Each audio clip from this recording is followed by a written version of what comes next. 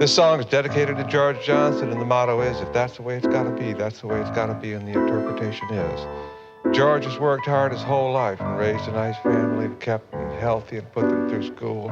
Like all of the rest of us, he'd like to look forward to some kind of ease in his old age, some comfort and care, and some assurance that he should have no worries. Maybe even better than that. Maybe even a house and son and a few luxuries. I can't speak for him on that part. So a guy asks for his daughter's hand in marriage, and he looks at the guy and realizes in all of his wisdom that good intentions, whatever they may amount to, are not all it takes. This guy's probably going to be lucky to get through it himself, much less leave around a bunch of it for luxuries. So it looks like things are not going to change much for George in the way of comfort, care, and luxuries.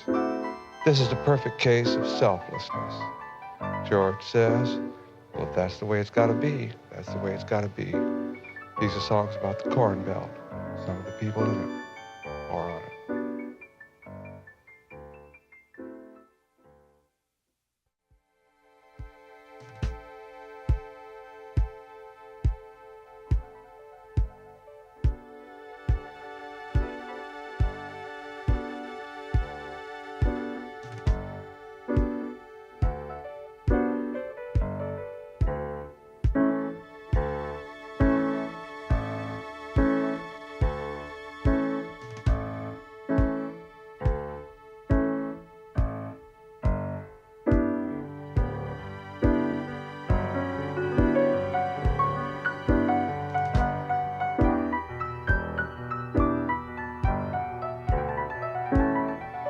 He takes himself seriously.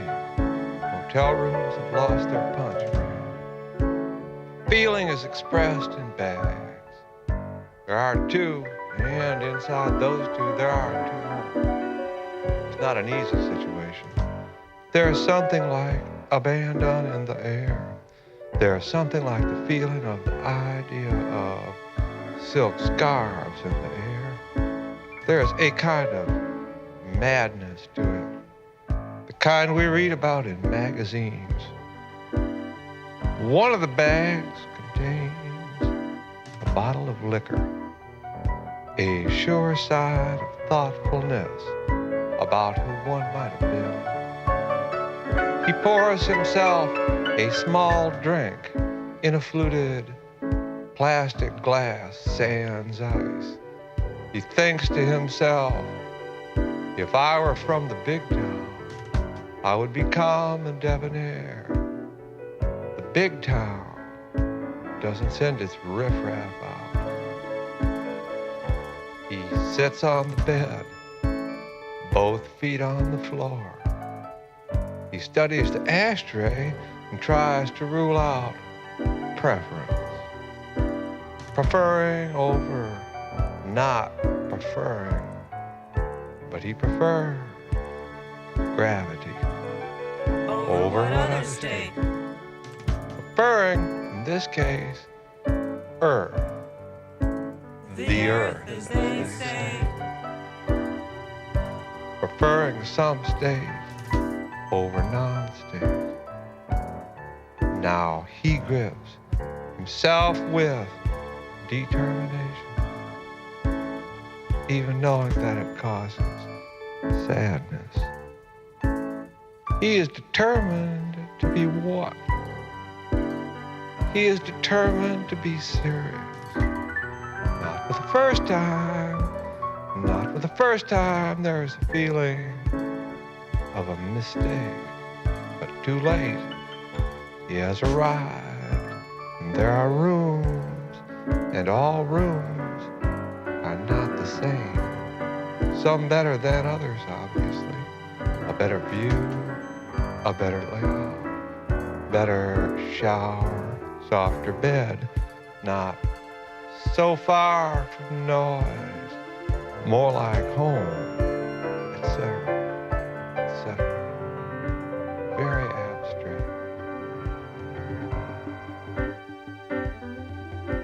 abstract. He lifts the telephone from its cradle. His determination gets stronger, if no clearer, even as he faints in its force. Were it not for our momentum, the inertia of our actions, the constant inspiration of our habits, we could not continue. The will is almost nothing, he thinks to himself. At the sound of the first ring, he hangs up. He pushes down the button and listens to the sounds of the object in his hand. And then he hangs up. Very dramatic. Phone rings immediately. 1, 2, 3, 4, 5, 6, 7. He brings this cloud of conditions with him. He is at the center of a ball of hot stuff that we haven't put our minds to yet. And sitting on the bed in the motel room is no different. Somewhere in another room in range, somebody got it and phoned him. It happens all the time, really. A kind of restlessness in that range. He sits and thinks about obedience. He has resolved that of the two kinds, the kind that takes every message of order, rule, law as error, that loathes the buildings, that contradicts the inner voice, that resistance, in short, is his, and that the other kind, how could it be? He is unhappy with the world. He works with forwardness and backwardness. He works with what things are ahead of us and with what things are behind us. I guess the other kind would be to work with things that are alongside the attachments. Obedience is impossible for him. At the same time, he is cooperative and indeed solicitous. No one in the world would mistake him for a real person. Obedience, etc. The other kind works with the things that are of the alongside us, the attached. At the same time, he is cooperative. The numbers on the telephone, the parts of the book, the notes of the scale, they are the same, are they not? They come from the same nest of the idea of the outside nest, not the alongside, the outside nest, the different nest.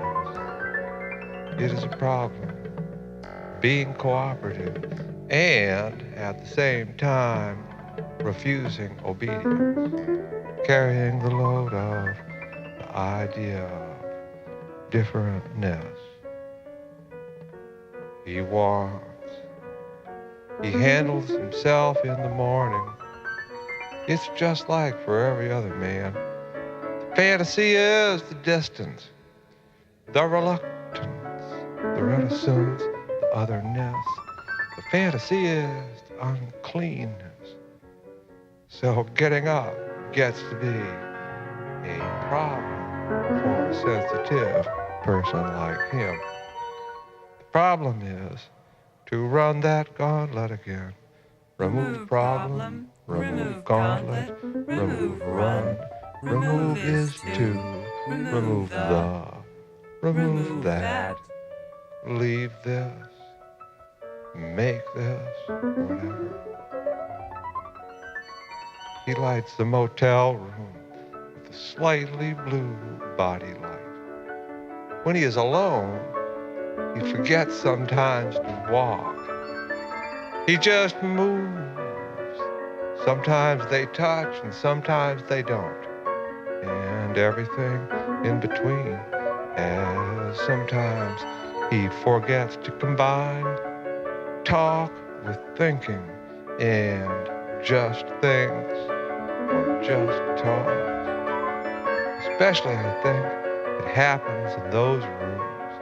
Who knows why? The way it disconnects from what's just outside is predictable, is it not so? It never stops being a mystery. We have talked about it. When he says hello, you hear a long whining sound, which is his voice and the hello. It is as different from whatever away one might remember as the sound cat would make. He is not unusual in things like that. He is absolutely uninhabitable. A thankless star, rose star, remove thankless, remove a place where he has a special way of speaking, but it seems only to make him like other men. This is one place, and here every kid is out. So where you going? Huh? Well, sometimes we don't see the guns. Sometimes, yeah.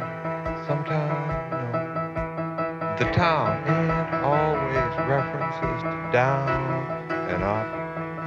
I'm from Des Moines. I'm from somewhere. Missed my chance. Didn't even see it. Thought it was a threat to house and home. Why don't you come up to the big town? No thanks.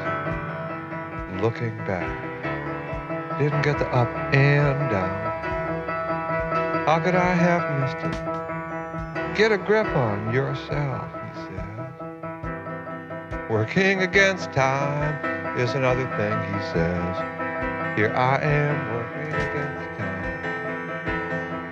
Pencil fairly flies as he makes out his simple request for breakfast. Room service, courtesy of the company. This is a record. I am sitting on a bench next to myself. Inside of me, the words form. Come down out of the tree and fight like a man. 2 G's and eggs. This is not a record. This is a story. I want to say something about myself. I am not sitting on a bench next to myself, whatever that means. I am a city of happiness. I am completely knowable in every way. I recognize superstition in every form. The anger of the words wakes me in the dream of myself. I imagine there are 2 men on the bench. The exchange between them will not be seen. They will not put it forth to be seen. And if I make something of the situation to show a difference between the 2 men, the difference will distract the true onlooker. The film fogs, you know. 1 G and fog. And add a dish of prunes if they are in season.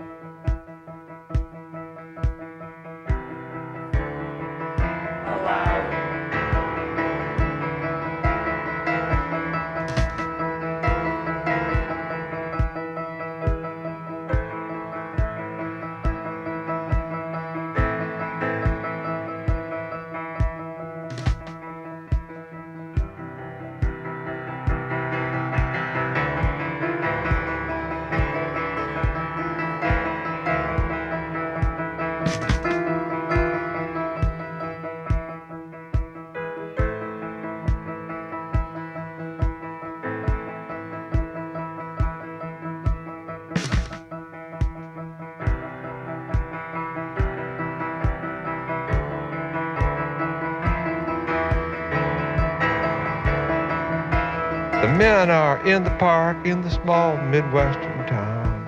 That is, the bench is in the park. We know from what is past that the men are on the bench.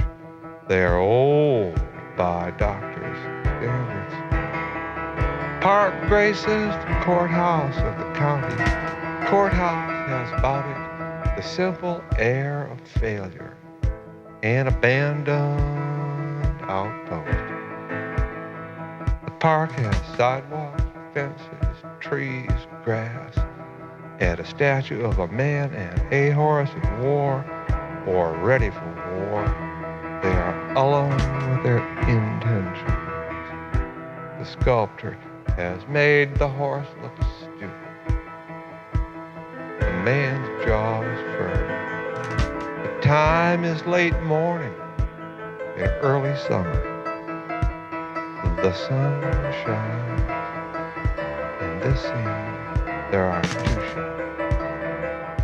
The park and all its details, frozen in time, broken on the right edge, sometimes up to 2/3 across the frame by the body of a person very close, blurred, moving almost rhythmically.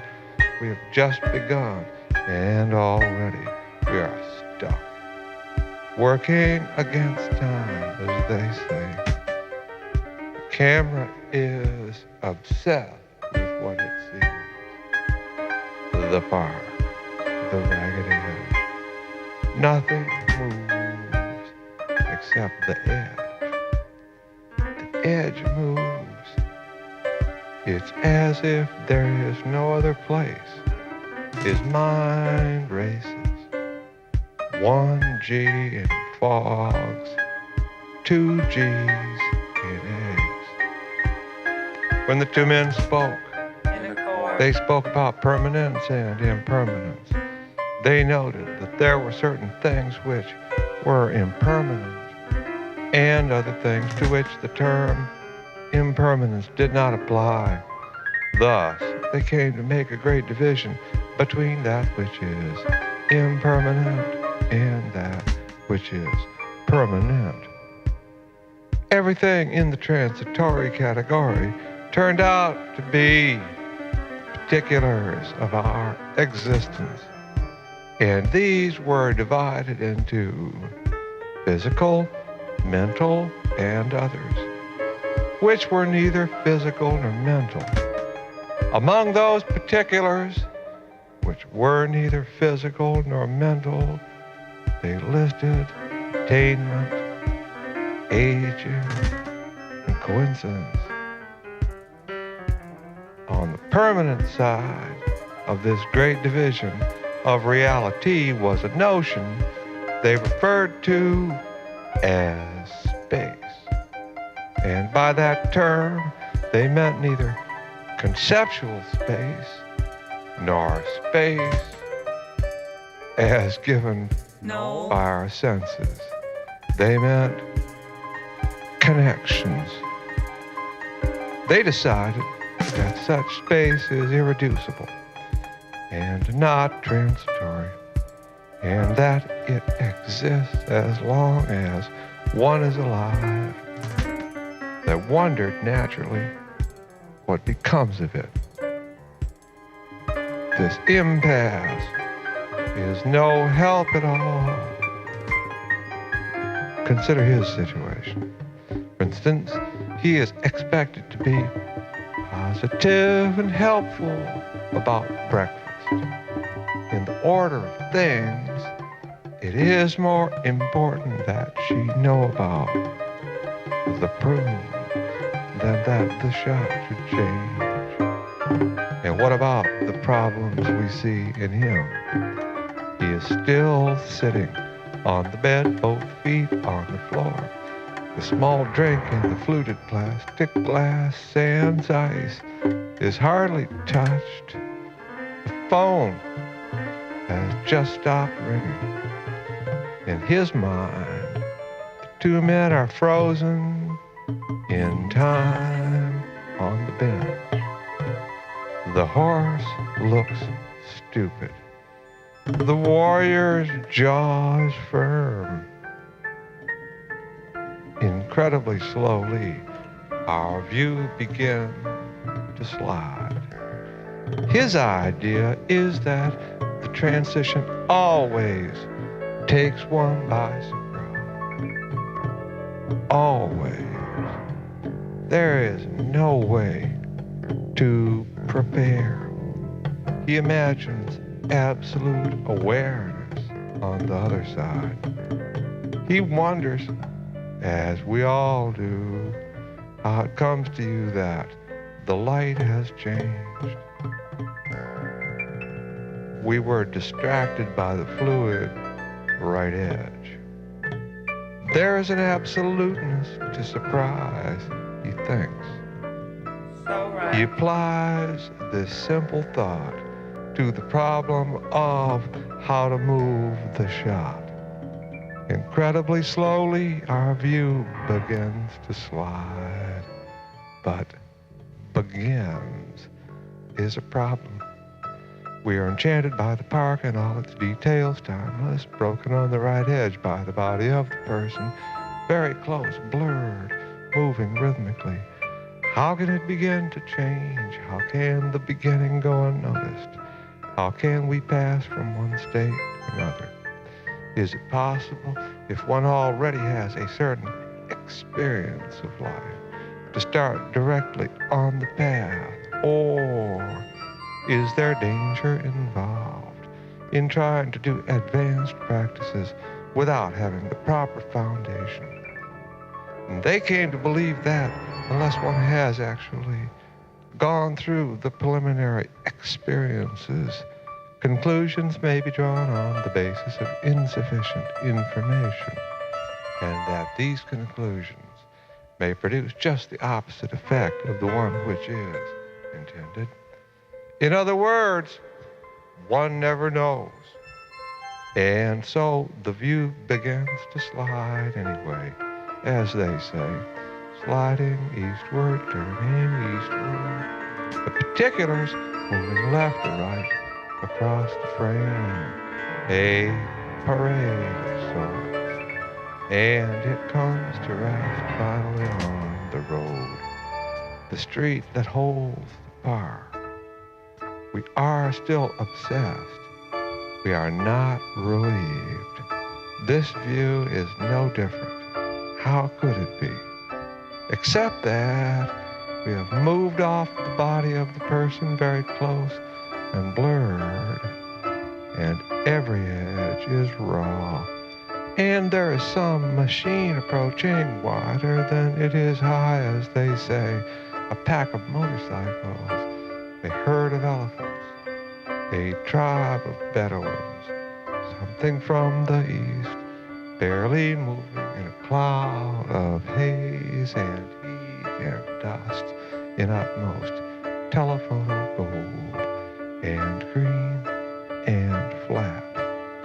The idea of the slit, the eye of the needle.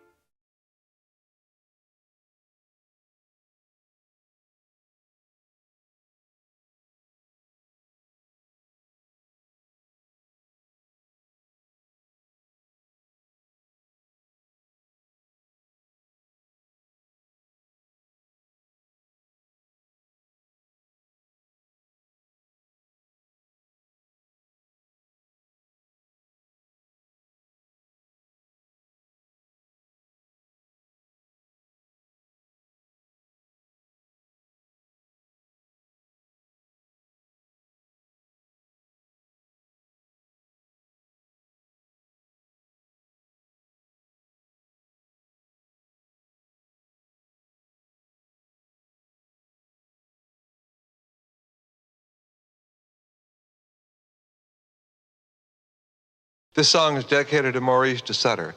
The motto is, well, it can't hurt. The interpretation is, Morris is pretty old by doctor's standards. Actually, he's pretty old by anybody's standards, and he's reached a kind of perfection. I mean, the success of his life as a farmer and the success of his family and their gentleness and generosity has created around him a kind of heaven. It's obvious when you're with him that he's in heaven.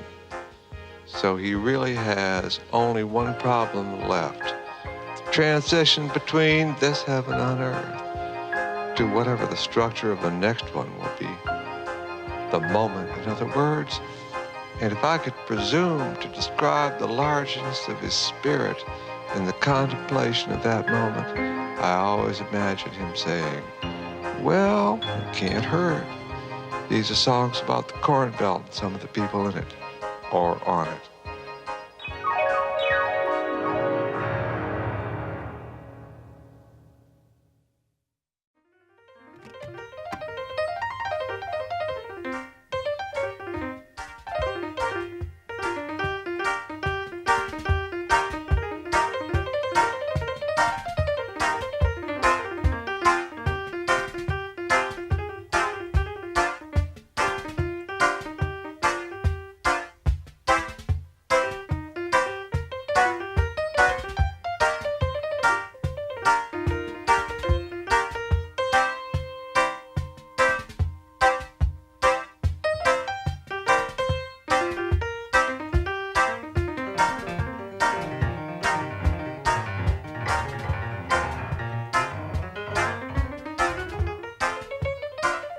This shot is called Remembering the Enormous Field, the fence, and we are on the inside looking out, moving left. It takes all day. The move is too smooth. Maybe we are dreaming.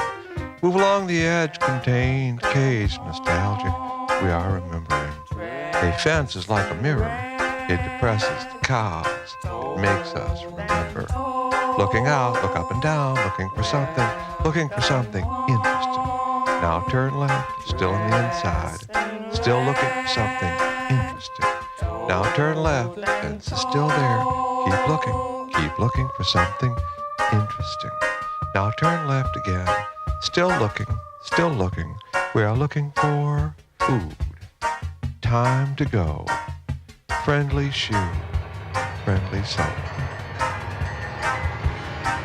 It's different being old alone and being old together. For instance, when you're old alone, it's hard to remember that you're old or that you're alone.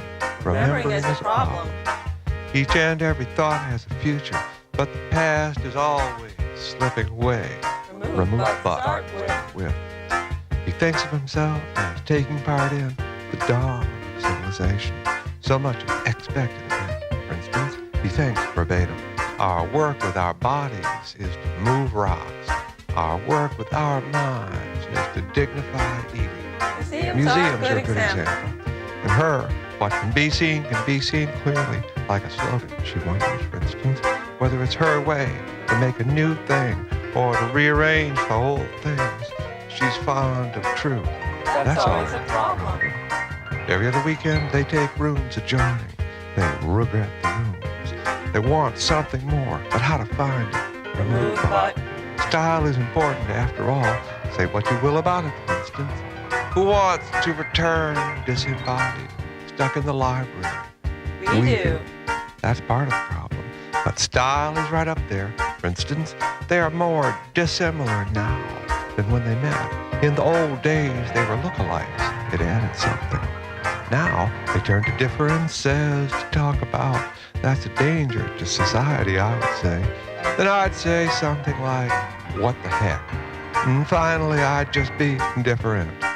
Remove the but in, but the style is right up there. Remove the and in, and finally I'd just be indifferent. That should clear it up. Welcome home, dressed in red, told and told. He gets attached ideas. A certain arrangement of words, like a certain arrangement of the furniture, can be good enough to suggest happiness in a way. She is more likely to be attached to the furniture itself. When they lie in bed, he is longer than she, but when they stand, he's not tall. more than she something. The poet says we seem too above too many times. Together they regret more than anything, more than the rooms we have mentioned, more than the chances they missed individually, their own embarrassment at the pauses they catch themselves in, falling apart together. Not one should judge herself, himself, whatever. Seems cruel. Let's say it is cruel. Maybe regret is not the word. Maybe resent is the word. They, the pair of them, resent someone who doesn't recognize that they are being cruel to themselves and insists upon it. At the moment, the person they have in mind is the supermarket manager. More than anyone, they notice, he counts up cruelty among the oldsters to keep things in order.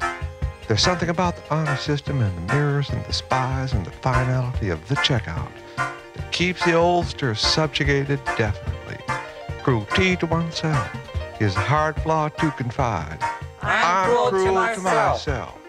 Is it possible to tell from looking in the mirror that you are, for instance, stupid? Food raids on the rise. Supermarket managers counted on the emergency. Do they think it grows on trees? If this keeps up, etc., etc. Compared to cattle in India by well-known scientists himself, one recalls pre-war problems with food supply. Now they are everywhere, International Congress told. The old one, raising, at ease, proper fold, extra teeth in a bowl. They would like to marry. They think of it politically. What a word. Why marry? Neither of them has an estate to speak of. He owns 4 pairs of socks, 2 of which he wears in confusion. All 4 of these 2 pair are in the gray range. There is another pair of a lighter color that he dislikes. Finally, there is a pair in black for special times that he's wearing now, to go into shoes and pants, to say nothing of shirts and coats. It's just more of the same, and she's no better off. A little more defiant, maybe. It's not clear at all. But why did they keep on facing backwards, looking at the state? The state has made him stop short in mid-sentence. Think it over. The state has given him the embarrassment. Pauses are provided by the state, not exactly gratis. It could be different, she thinks. There could be, for him, for instance, robes of honor, robes of our tribe, priceless things outside the mind. Not emblems, real things, from father to son, from father to son. If this is sunset, the sky could be on fire. It could be ceremonial. Instead, it's gray and he's stuck again, paused, facing the choice of succotash, thinking it over. Those are her thoughts. His are different, naturally, either because the socks are his, not hers, or because of the succotash, how close he is to it, or because of her failing eyesight, or because of God. Who knows who gives a shit? And to top it all off, that was 10 minutes ago. She backed into the soup when he thought about the succotash. Now they are in the aisle, eating canned fish for us and the cat food. Difference? A decimal point of rat hairs and other things. Also cans for us are harder to open. We protect ourselves against all possibilities. Never know. Tuna fish, casserole. Maybe this is a good place to think about horizons. Looking up. Remember that in the west where the sky is, or appears to be, a thin, almost transparent cap upon it. The Dome of heaven, the poet says. There was a fashion in supermarkets a few years back of chest-high shelves. Nothing in those stores blocked the view.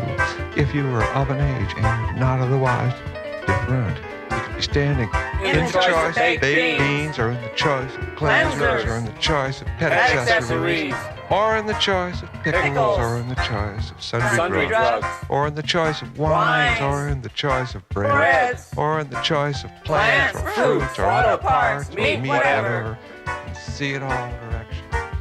I've been in one almost as vast as its own parking lot, all vista, pure vista, to the wall, to wall blue. Illusion blue of the fluorescence, alternating light and dark, a kind of miniature cosmos, pulsing, throbbing, vital, filled with music, almost unimaginable, now that I think of it, a kind of small Versailles, made of food for us and the cats and dogs, and what we need to clean up after food and other stuff. I understood that one could live completely in that space, that could be one's only vista, that all the problems one could meet were there, for instance, it embodied the struggle. In this case, the test of strength between the bad guy bankers in the East and the good guys out West. It was clear that they were different, one from another. The brotherhood and that we were saved. Cows and small planes against horses and yachts. Those were the good old days. The air was pure. The bankers dressed like cowboys. The planes rolled westward. The cowboys, the real ones, heaved the ground with their bodies to sleep. They were sullen and some spoke Spanish in a way. The poet spoke of, oh well. Couldn't last. The contradiction of the ground plane, all perspective in the head plane, free in all directions, was the contradiction of the bankers and the idea of banking. Chalk went up for Easterners. Yachts lead 1-0. Whether you buy more under high horizons is trivial compared to this. Society was at stake. Our destiny was contradicted in all that freedom. Perspective is a picture of the way it should be. The straight and narrow. Shoot, it's useless. We move rocks. There's still the dignity of food. Nice thought, Jack. Way beyond, looking down from the hole.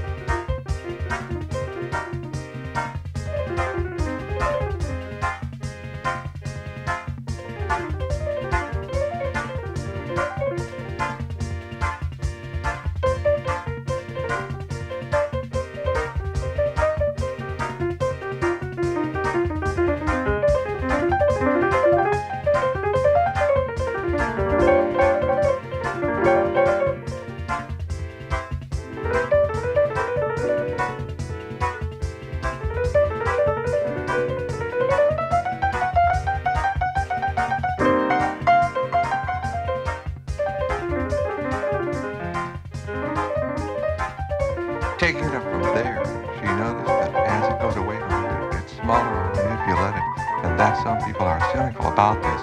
For instance, in a situation where an illusion of, say, death is imploded. Falling into. Often a false back that comes away leads to another hole slightly smaller, as in a Boy Scout cup. That's supposed to be funny. It's not suggested, is it? This falling into is an exception. How could that be funny? What is hidden from our view by the surface of the world is indeed infinite, or, for instance, the view from Mojave from the deck chair in the shade next to the swimming pool in Palm Springs. Now you're talking. It's getting hard to read those books. I thought it was my eyes, then I realized it's my mind. I don't like things that can't be eaten. I don't like, for instance, rocks. Vegetables are okay. Fruit is intended for those in charge. They like fruit. I think it agrees with them. Stands there nodding, smiling, confident, slightly troubled, an aura of slightly troubled, something of grave concern. A huge, huge mistake has been made. Think of it as a matter of water. The desert is a cocktail of the earth, if you know what I mean. The cities are the vegetables. The mountains are the fruit. I'm always surprised, aren't you, about how distant the mountains are in every way. They seem owned, and the oceans are the need. Right now we're having problems with the picture. We see two gray lumps under the bridge in an old movie. Looks like she might have been a shoplifter once. Weight 112 pounds, dress size 18. She steals. That explains it. She's old and looks Irish. She wades in water. Even in the supermarket here, she sees the light. She goes downhill fast. She never calls in sick. Overhead vultures circle. The poet says like berserk, greyhound buses at a distance. It's a hard situation to be philosophical about, and he's no better. Etc. That's what you get for getting old. Just a little town in the Midwest, mixed farm country, and this is just your average supermarket. Pedal entrance and turn left. The problem with the picture is, as usual, the actor, or in this case, the actors, they want to be married. But if they marry, one of them will lose the privileges. That's a stately sentence.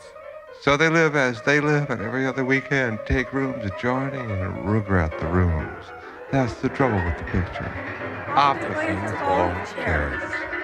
He used to eschew close-ups. Now he eschews them. He eschews close-ups for political reasons. 1. Only the wide shot will accommodate the picture of the masses.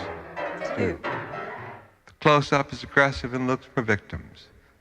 3. Close-up precludes theorizing. 4. Finance and perspective, without doubt, and one way of solving the problem of where the lines converge is to zoom in, as they say. Close-up is the equivalent of the credit check. The first thing to go in a money crisis is optics. He eschews close-ups for political reasons. Now that he is old, he eschews fit too loose. But then I quote, "Personal existence in the world is not an immediate function of the higher conscious life." End quote. Inquiry is the key. Long pause.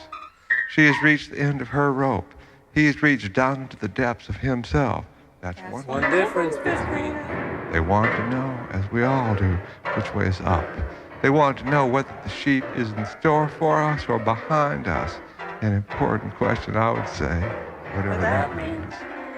They want to know if, having been as good as you could be here, one morning late into the night, struggling for breath, halfway out of sleep, dreaming wildly, all out of control, you should ease yourself into oblivion with an extra dose of, say, nasal spray. You can expect to make another round as an honor, say, to the Himalayas, a national treasure in the lowlands, a movie star, a man without a country, or will it be a sheep? Long pause. If not the sheep, Long pause.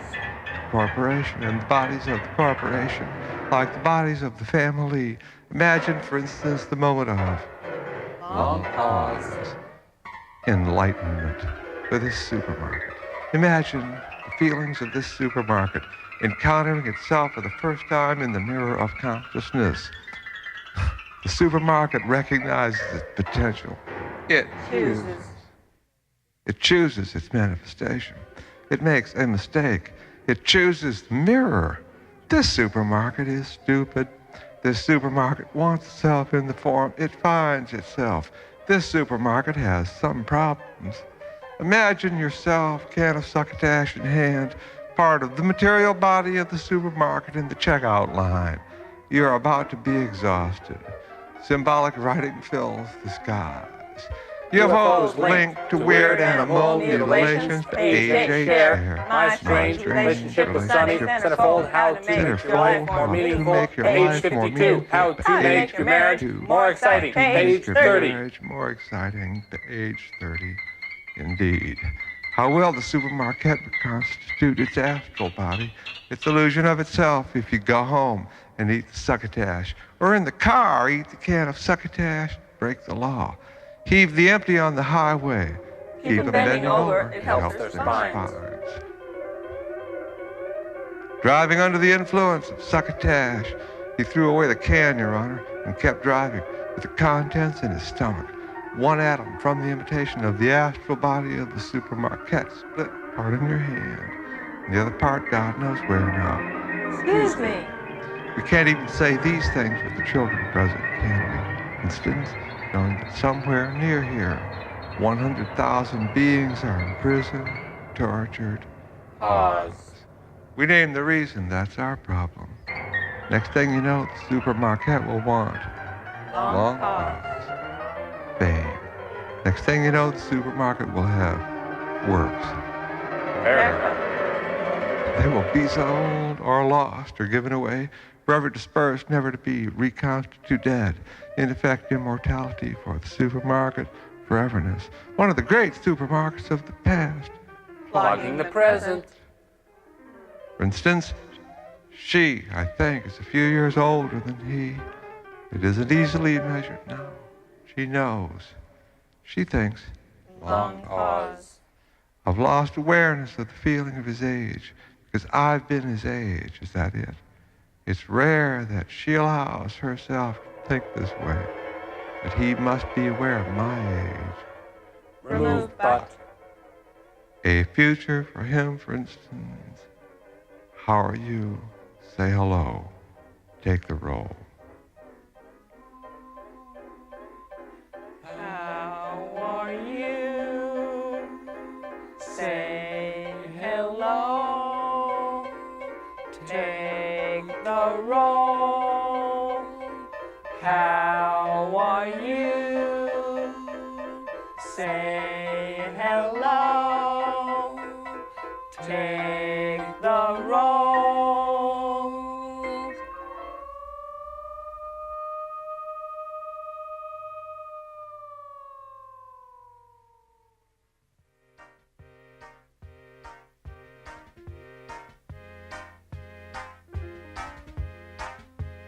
Well, what is important to say? Two people are in the aisle between the seafood and the pet supply. Cat food, huh? They have one cart. It's hard to tell which direction they're taking.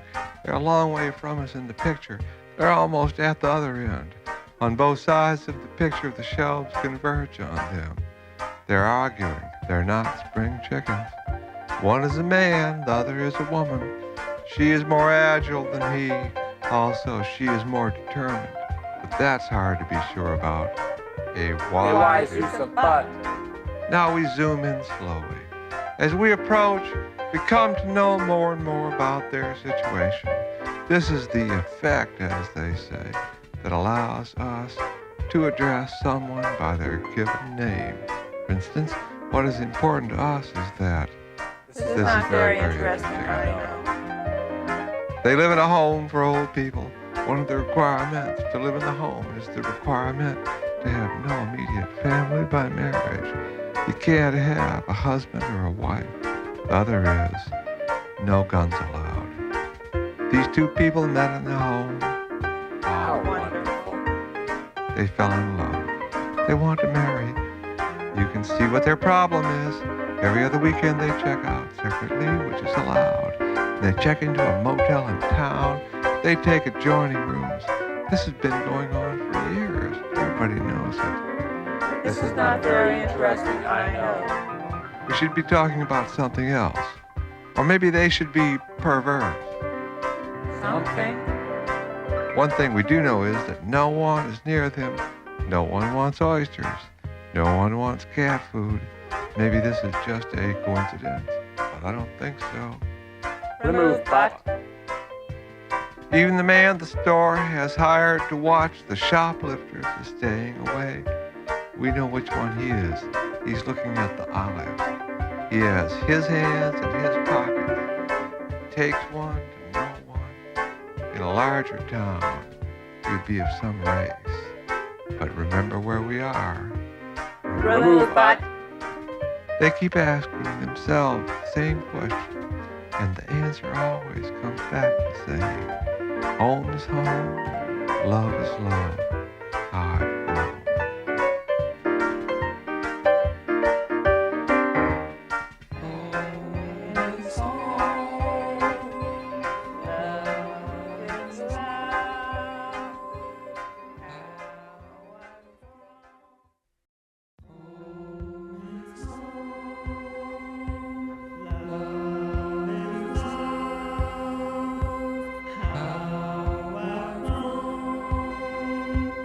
Home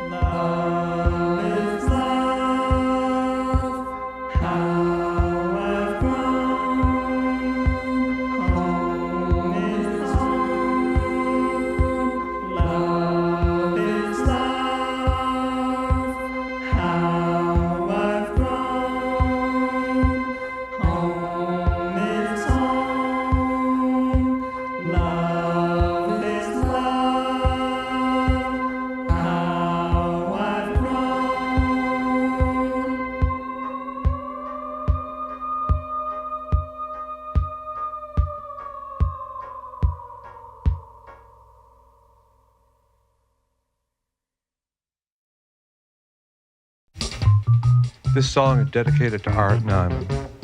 And the motto is, you can do anything you want, but you can't do just anything. And the interpretation is, it's hard to imagine that it's flawed in any way.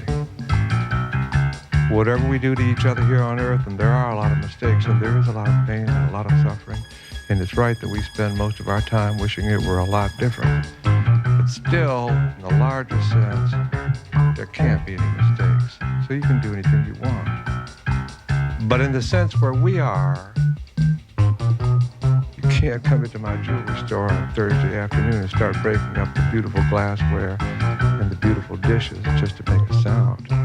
I mean, in the sense where we are, you can't do just anything. These are songs about the Corn Belt, some of the people in it, or on it.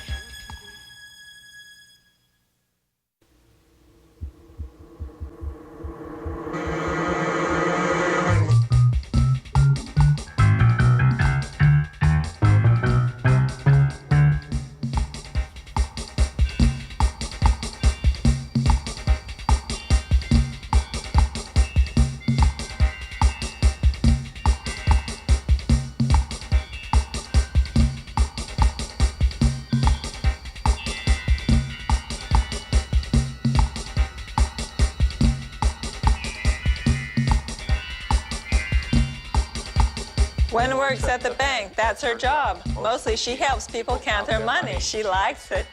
But today's her wedding, and she leaves home at 5 in the morning, down the stairs, out the door, off the porch, around the corner, and here we are with the motor running.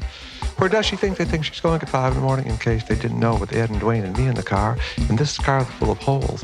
You don't borrow the family car when you leave in the dark, even if you are going to Indiana. So today, leaving the dark car full of holes, no destination or flowers or ring, Ed and Gwen in the front seat and Dwayne and me in the back. If they are engaged at some place in the middle of the night that only they can know, and they bury their tracks, that's love. I'm sure it's night, the engagement. Stars, skies is where it takes, and he's no fool. Now one hand on the wheel and the other in Gwen's lap, he drives us toward an understanding. I wish to do that one more time. This time to be with Ed and Gwen. They want to get married and they asked me to come along. And I know the reasons why. Ed admires me. I am the captain of the football team. I listen. We speak about theosophy and eating only vegetables. Also, my sister and Ed's friend, the nameless one, work out in the basement of the house we use for services on Sunday. Soyburgers and Atlantis are the themes. Soyburger dreams of a lost civilization are my fate. We are drawn together in the dream. Well, actually, Ed, I think I'm just the shadow of the dream. It changes, right? And so cosmic is the scale that just a glimpse is all it takes to break my heart. Gwenny elopes.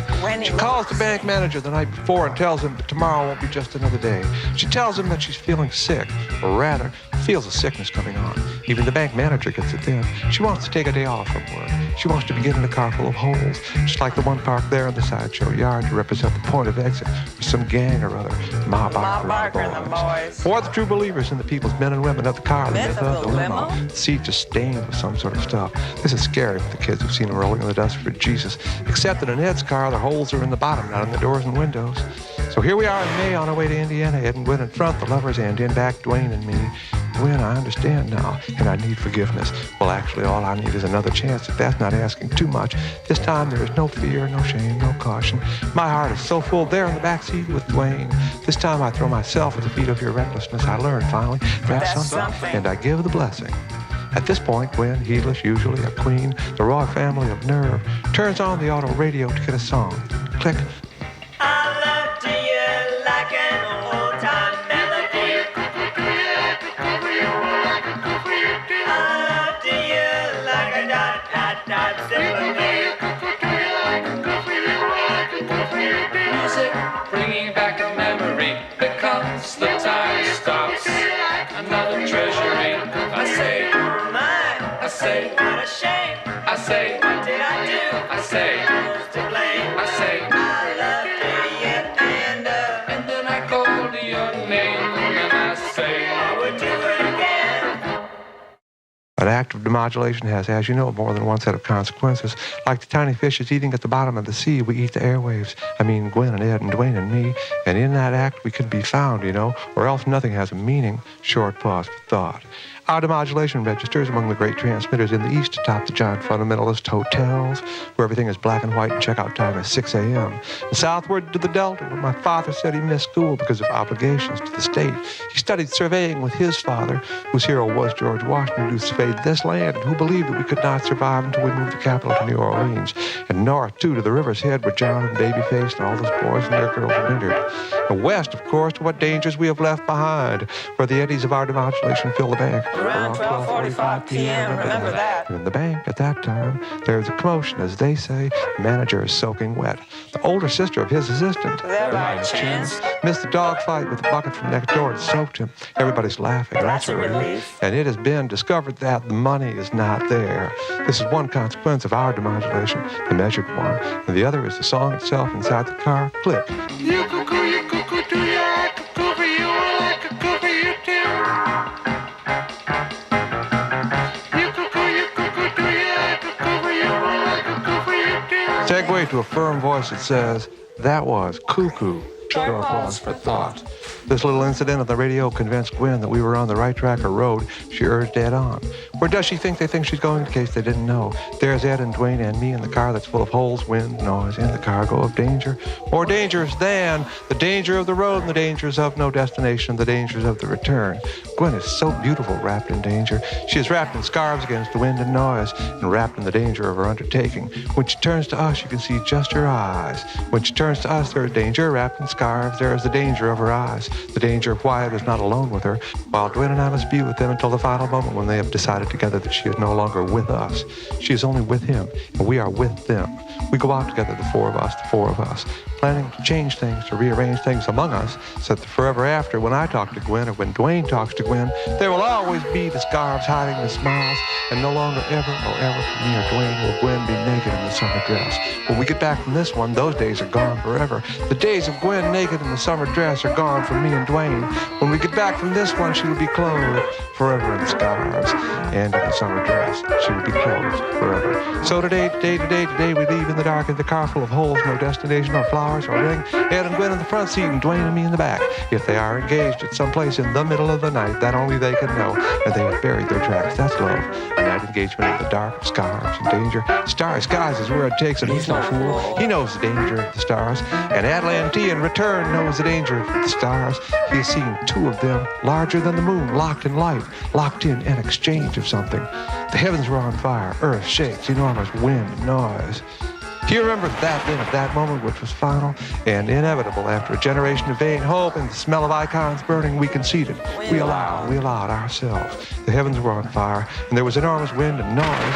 Two of them, larger than the moon, were locked in like, boy, that was something. Everything was scarves. No one was naked in the summer dress. And each of us turned to face someone. If there are lessons, that was the lesson. Two of them were locked in light. The heavens were on fire. Earth shakes. Enormous wind and noise. And each of us turns to someone. Turning's like see you later. See you later, perfect one. See you later, all night. Two ways of see you later. One way is see you later somewhere. See you later, Ed. See you later, Gwen. See you later, Dwayne. The other is see you later, perfect one. See you later, all night. See you later, perfect one. Take it with you. See you later, all night. How's your mom? So there is the both of them here in this wind and noise. Earth shakes, and it's carved holes, plows the heavens, and Gwen turns to Ed and says, see them up there, locked in light. This must be it. See you later, Ed. And just slightly more, she turns to Dwayne and me and back and says, see you later, all night. See you later, perfect one. Ed's car with holes plows the heavens. Now one hand on the wheel and the other in Gwen's lap. He drives us toward an understanding. I wish to do that one more time. It's time to be with Ed and Gwen. Perfect one steps down, does not take it with him. They want to marry and they ask me to come along, and I know the reasons why. Ed admires me. I am the captain of the football team. I listen. I am the audience, as in the builders, the hundreds of them, fed on garlic, wished the stones in place, then polished them. Then they had an audience with the perfect one to hear him say, nice going. And they answered together as closely fitted as the stones. It was nothing. Another day, another garlic. It's all yours. Now we're going home. And among them, the builders turned to one another and said, a different kind of see you later.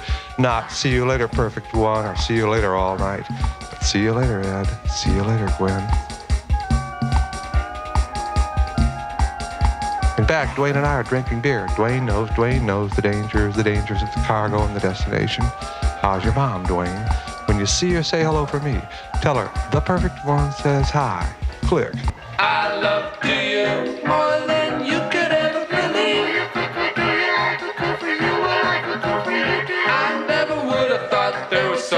much love in me. Word carved in stone is everywhere stone is. Word returns to air. I say, Oh my, I say, what a shame. I say, What did I do? I say, Who's to blame? I say. I love to you and And then I called to your name and I say, I would do it again. So here we are in May on our way to Indiana. Ed and Gwen in front, the lovers, and in back, Dwayne and me. Gwen, I can love now and I need forgiveness. Well, actually, all I need is another chance, if that's not asking too much. This time there is no fear, no shame, no caution.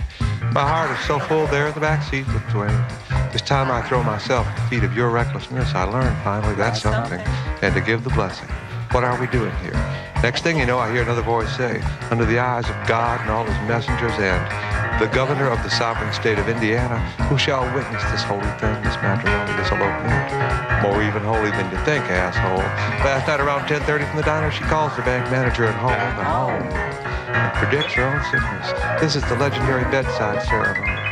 Clyde, I'm wounded and I see the cloud approaching, and I want that we should marry. Oh, Bonnie, I love you, I love you, I love you, and I am without regret. I say in the face of all eternity that I love you and I am without regret. Put that in your pipe and smoke it, asshole. I shall witness this matrimony, this elopement. Under the eyes of God, the governor of the sovereign state of Indiana, I've come here with Dwayne, and while he's far from perfect, he is reliable. Somewhere in himself, he is pure and reckless. He is someone you can count on. And in the back seat full of holes, when Dwayne smiles, I'm not afraid. Let's get married. Oh, and we're all separated by, quote, the space, unquote. We talk to ourselves. Does that sister win? Does that leave win for Gwen? Is Dwayne's name Tom?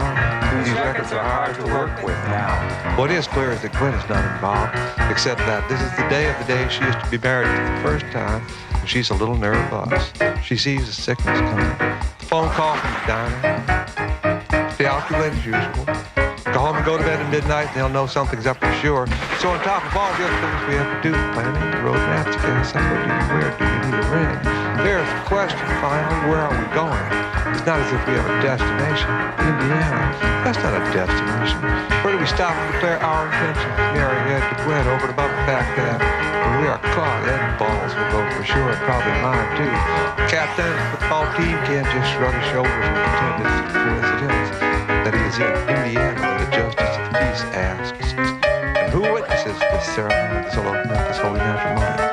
I'm just there. I don't know why I'm here to ask this question, and Ed is my friend, and Gwen is a friend of my sister, and so I say, I will, asshole, and that's the way it happens, I swear. Anyway, we know that Gwen's not guilty. She has never helped them count their money very well, but it would be stretching things to tale to think that today she is involved in a crime. What we can't figure out is where it goes or when. A large amount just disappears like magic.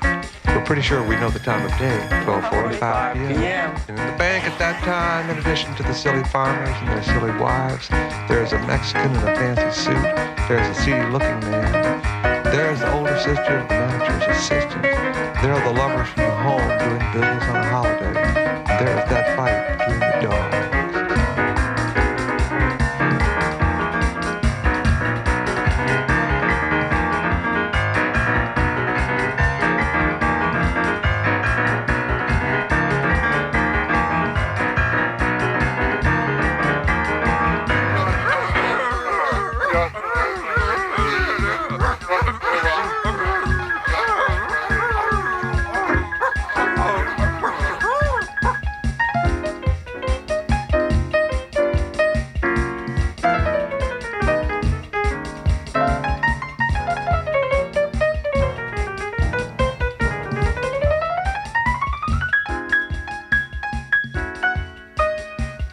Introducing Jennifer.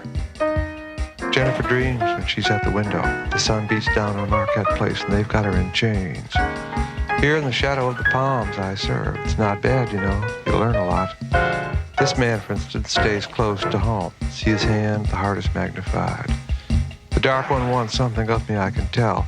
The other one's a traveler. Jennifer works at the bank. That's her job. Mostly she helps people count their money. She likes it. In summer, when it's really hot outside, the bank is like an oasis. Underneath, what it means is what it means. What they were serving was like glue and very sweet. Smoke and the smell of coffee filled the air. I like the getting up and down part, really. Think the closer you watch, the less you see. Jennifer dreams when she's at the window, but they all saw it. Jennifer, Kate, Linda, and Susie. Introducing Kate. Kate works at the bank, that's her job. Mostly she helps people count their money. She likes it. Kate's the one that stays up late with the man that put the cameras in. A reader, for instance, you will lead a long and happy life. Look, the line here says you'll give yourself, heart, and soul to a guy that puts in cameras. Come on, baby, I have hours of you. You're the late show, you're the one. You've got the part, I love you, Kate, and it says here that it's time for you to love me, too. Tomorrow, put a note where I can see it say, yes, I will be yours. Hold up the sign that says I love you. Now, speaking of hold-ups, this guy has it on the tape, they say. But what? A dogfight in a bank? A Mexican? The old folks in the home? What kind of shot is this? The closer you watch, the less you see. Kate's the one that stays up late on the porch swing with the guy that put the cameras in. Between the two of them, she's seen it all. The night sky in summer and in winter, herself. Every night except for weekends, the screen test, herself. Introducing Eleanor. Eleanor works at the bank, that's her job. Mostly she helps people count their money. She likes it. In her mind, she's been here since the beginning. I mean, she's the first of all the girls here now. Things are much less formal than they used to be, but I think I'll always be here, at least for now. Her specialty is transferals, gold, and other valuables, including deeds. She knows it all, and I don't think she's even blonde. But then I don't come in here all that often. Last year, she had an operation of a sort. In almost the middle of the night, navigating by the stars away from the tents as it should be. The captain of the football team removed her, what is that?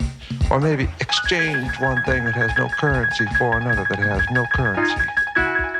Introducing Linda. Linda works at the bank, that's her job. Mostly she helps people count their money. She likes it. Look, you'll have one child and he shall be named Junior. The line of life is protected by the line of travel. Eleanor is Linda's closest friend. They have something in common. When they're together, though, it's at a distance for them both. We measure memory in distance. That gives you something to think about. If what's remembered is more recent, is it more yours? For instance, they sold their car to a jerk that didn't pay. Oh, Junior. Now she's annoyed at what the fates have given her. Same old problems. Supermarket groceries, the car that needs a paint job, you have to cross the wires to start it.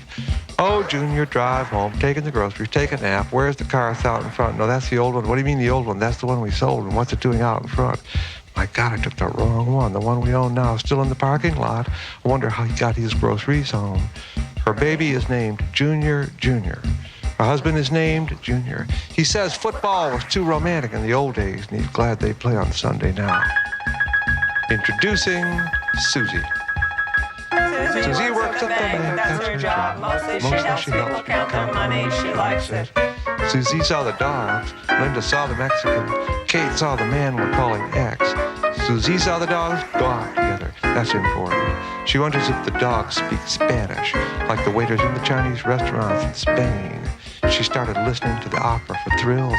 He sings, Miss Italy, I adore you. That's what she likes, if only I could understand the words. Miss Cremona, I adore you. From the parapet I shall throw myself if our love is unrequited. I want the world to know it. I adore you. Je t'adore.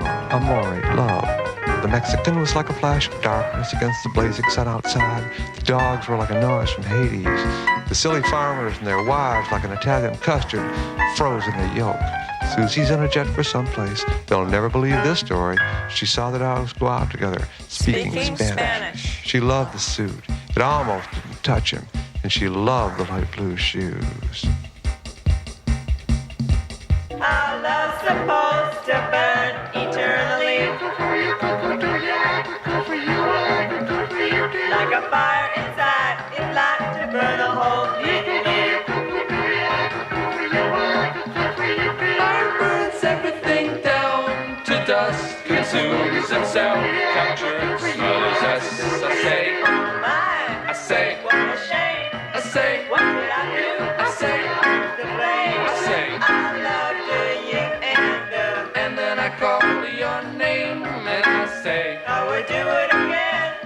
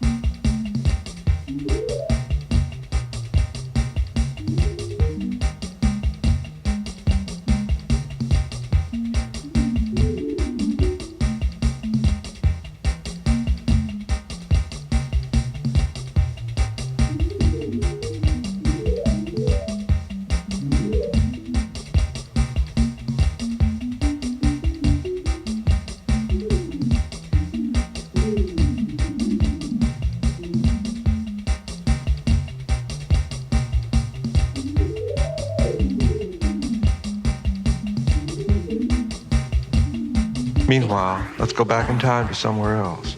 Somewhere along the trade routes in an obscure stop, the wolf composes himself. First, obligation number 1, a letter to the last landlady, who owns a charming studio with view of downtown city, privileges, utilities, transportation near, children not, okay, good for thinking. So this is it, huh? He remembered at that moment, which was final and inevitable, after a generation of vain hope and the smell of icons burning, we conceded. We allowed ourselves. The heavens were on fire, and there was enormous wind and noise. The two of them, larger than the moon, were locked in light. Boy, that was something. Everything was scarred. No one was naked in the summer dress. And each of us turned to someone, turned to face someone. If there are lessons, that was the lesson. Quote, Mrs. Romano, I have your note. My answer is a little late. I am a traveling man. You know the type, etc., etc. How's everything at home? Next year is another big one. And if I pass that, I'll live forever. Till then, there's just this machine. My books, my shirts, and me. I eat standing up. I never cook. The smell of things heated is too much for me. Phone rings maybe once a day. Sometimes I don't feel like talking. Sometimes I do. Women visitors are rare. So if my neighbor down below heard heavy walking, it must be something in the pipes. I never walk. The wolf knows what he's doing. Sign the wolf, unquote. Sometimes a letter is like a song. I must remember that. Now, third obligation, number 3, the telephone of the future. I must call up Isolde. Who is Isolde? Well, for now, Isolde, she's the old and the kid works at the bank. Then there's Buddy and the dog's my life. Have I counted 4 things or 5? The singer learns to travel light. Isolde, I do declare my love. I'll settle down. Isolde, Isolde, I love you. I truly do. Let's retire after this one. We can live on what you make. Your income will be enough for both of us. And I will make you happy if I am home when you come home at night. And if I'm not, maybe it's worth the wait. Now I must call. Quote, hello, Isolde, it's me. I love you, etc., unquote. Click. You cuckoo to ya, cuckoo for you, well, I cuckoo for you too.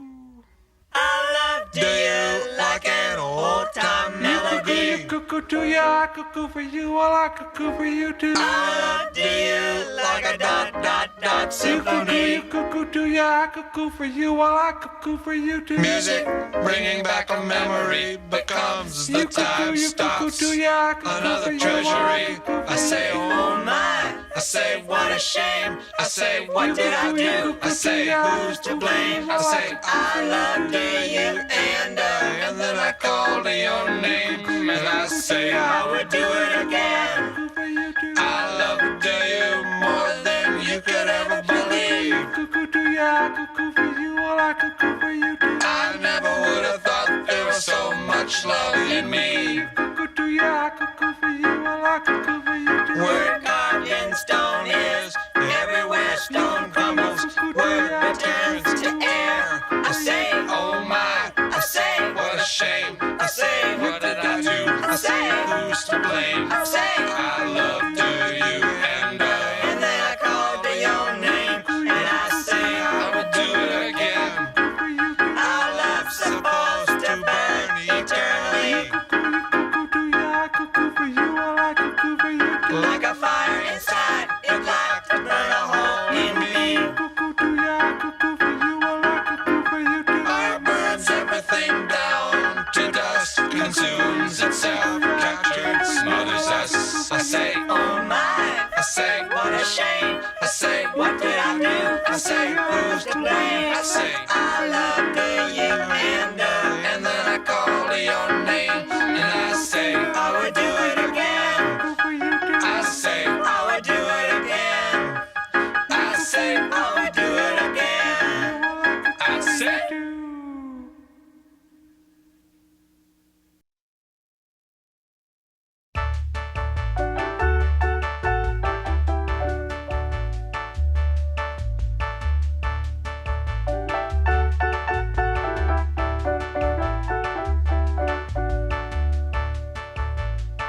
This song is dedicated to the Innes family. And the motto is, it takes one to pedal and one to steer. And the interpretation is that it's possible. I mean, I don't know much about the science of what there is to go around and whether we could afford to have a lot more people here on Earth than there are, but it's possible that there are just not enough of us, and that is the source of our problems. The best things we have of ours, by far, are the things that are the result of our intelligence together. It takes one to pedal and one to steer. These are songs about the Corn Belt and some of the people in it or on it.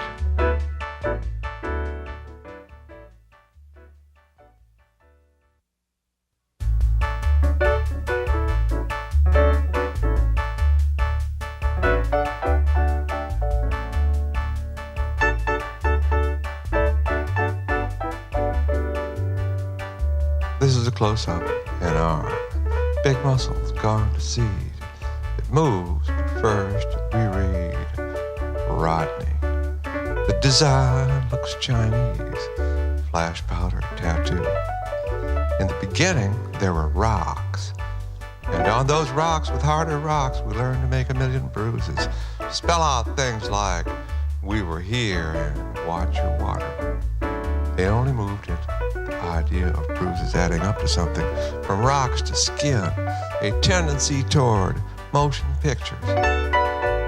In this case, on the forearm, slightly gone to seed, Rodney, in a garland of roses and with a flag, 48 stars, good old days. Flowers, flag, and Rodney in a military style, a one-man Arlington. Good luck, Rodney, right when you can. I'll be here when you return, unchanged, faithful, still desperately in love. We were made for one another. Remember, we were close, and when the arm moves, finally making room for other things, we start a long, slow release from Rodney and his history, a pulling back, as they say, widening the shot, and unfolding. The world streams in the edges. I know what I'm doing. This is heaven. No, not yet. This is just a bar, and Rodney is the bartender, watching them come in as we watch Rodney. At 11 p.m. on a Tuesday afternoon after a successful day at work. Not exactly at the office, but at work. Day off from music was better than a drink. Just a little one to celebrate, also to be seen. You know how that is. So Rodney's not the star. Star enters now with a friend, a slightly seedy older man, and smiling. And why not smile? A job well done is a job worth doing. Around us in the bar, we hear the sounds of life. Things like, I say, don't you read the Bible, man? And a place like that'll make your skin loose. And you never know where they are on this portable equipment. And just one more time, then put it in the joke museum. And she wanted her savings and whatever she could get on credit. I said, ma'am, it's not my neck, but what can an old fart like you do with all this money on a Friday morning? And, because if you're going to talk about the future, you got to talk about right here. This is where the future's at. And after they was gone, she came and took over. You know how them women are. And you never had told me how he'd do it, and I sure ain't about to ask. And 22. And he's been standing out and back there every night for a year or so. He's never the same after he came back, you know. And, well, I've done it 3 times, and 3 times is enough, I'd say. And, whoa, she's a cute little thing. Things like that. Rodney, on the other hand, is less idealistic. A little knowledge, ... Rodney has seen the world. Now, don't forget the star and his friend, who are strangers at this bar, the other world. And, for reasons we are yet to understand, bring out the worst in Rodney. Something about them makes him suspicious.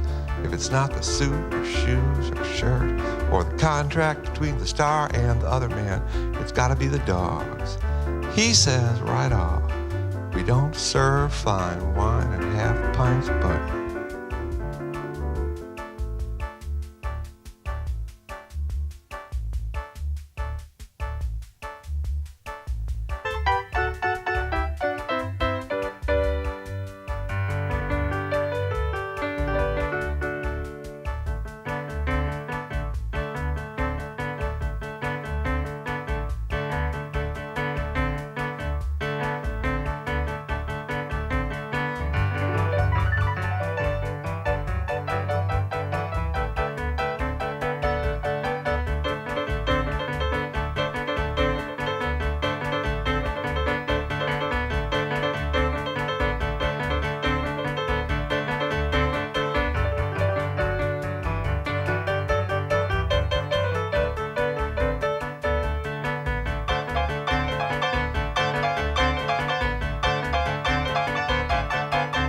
little things to wear out your welcome, I know. One is clothes, the perfection of the body.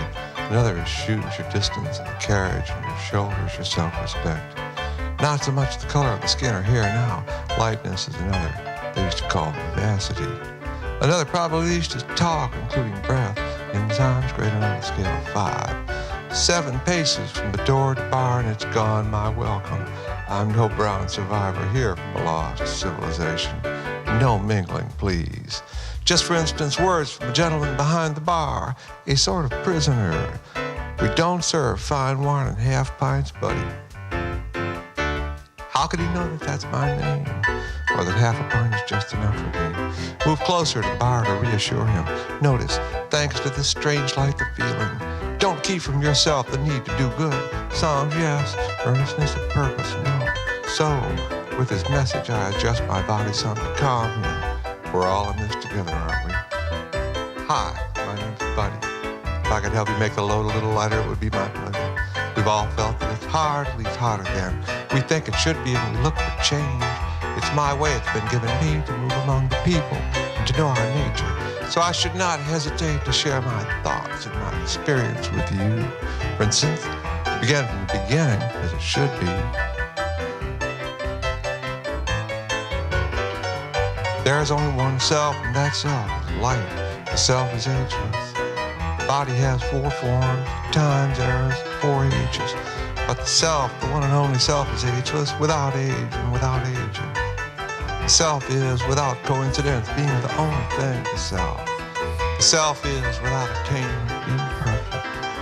The body has 4 ages. First is the seed, and mainly remember, and only have ideas about that form. It's our consciousness, the reflected light of the self, as the moon is the reflected light of the sun, the self in its orbit about the earth, the body. Now in this age happens to reflect on that part of the earth, the body, in the region of, the age of, the branches. That is the seed, the age of the seed is the age before the body is, quote, separated from the other body, before birth, as it were. That's simple. Then comes the age of the root. Their beauty to our eyes is in their narrowness, the great emotions that they represent, and their great heat that they meet the coldness of the earth, to not explode from their own heat. There is so much of it. And that's why childhood is like the root in its narrowness and in its heat. And that's why children have to have a home when they're children, to absorb the heat and to relieve, not relieve the pain of narrowness. I almost spoke wrong. To make life possible in that age. After childhood age of the root comes the age of the trunk, and that lasts some 30 years. That is, if childhood lasts some 14 years. Then in the same way, the age of the trunk lasts some 30 years, maybe 35. To continue dot in the orbit of the consciousness about the body, there is a passing now from the region of the trunk to the region of the branches. I said earlier, if you remember, that consciousness now is in the region of the branches. But that was a form of speaking too soon. To be precise, passing now from one region to another. It's on the crest above the highest mountains. So one reason we remember and only have ideas about the form that's called the seed, as I said earlier, is that we are so far from it in time. We are as far from it as we can be. Another reason is, in passing from one region to another, there's a sort of swoon that happens. So we are just awakening in the branches now, and things in general are still foggy. I brought up this idea, the idea of the tree of life.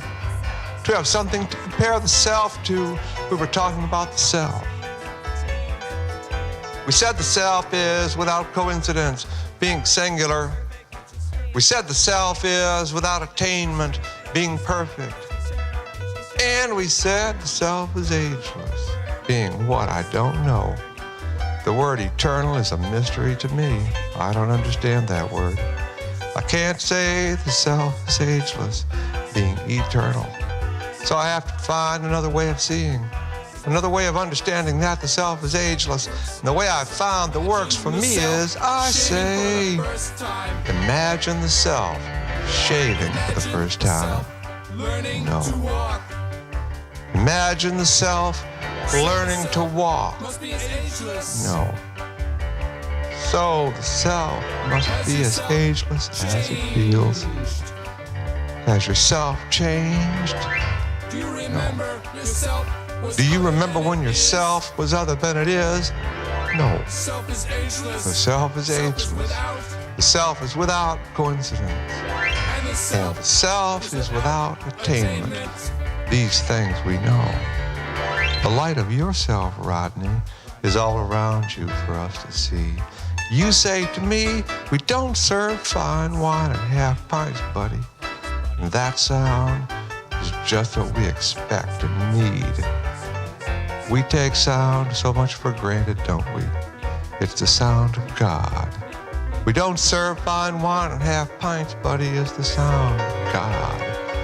And I'm allowed to use that word because I'm brown.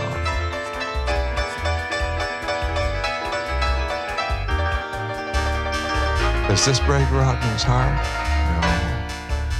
No. More than one part of Rodney is hard as stone when it comes to things like God. No, Rodney has heard it all. His chart today says problems with children or other loved ones are likely to require the use of marital resources.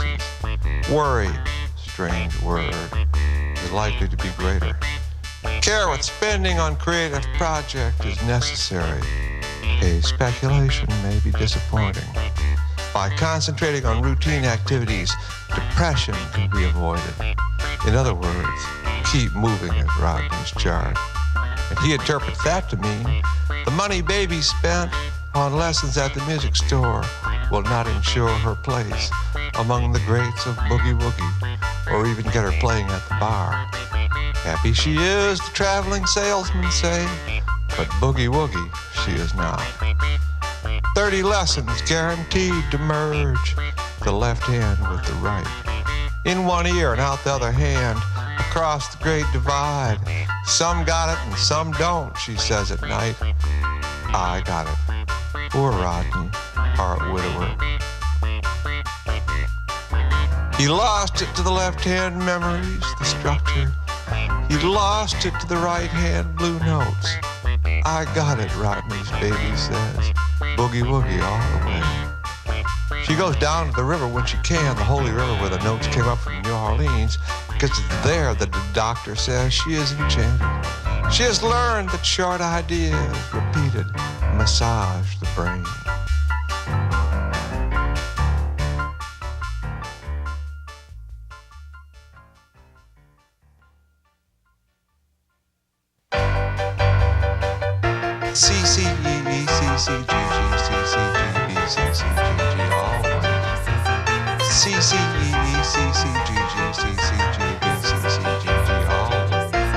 Especially in the morning, sometimes in the afternoon, and always.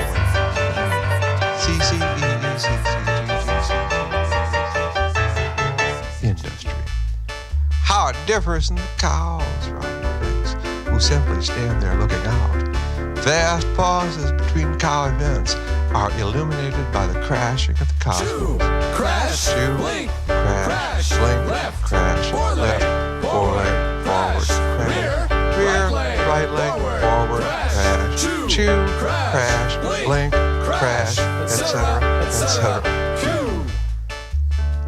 Meanwhile, back at the trailer camp, In a cloud of cigarette smoke, she studies the videotape.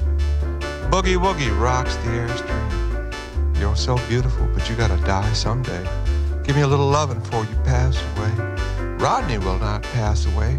Rodney's fortune is invested in the airstream. With double bedroom, bath, kitchenette, living space, sold through the fisheye lens at easy payments, now recently enhanced with Magnum organ, double keyboard, speakers, and video cassette.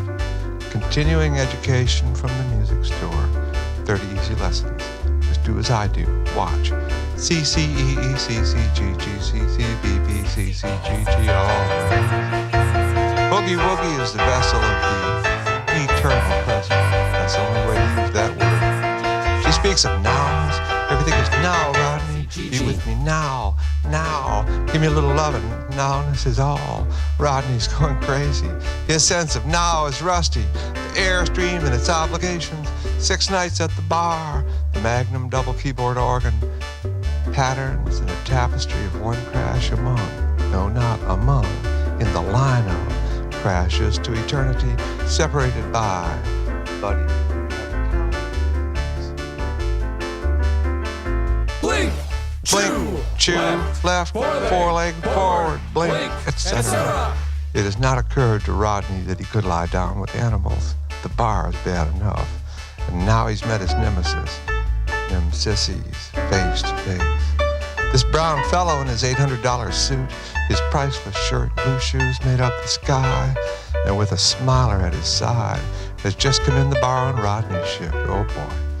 Brown fellow buddy speaks again.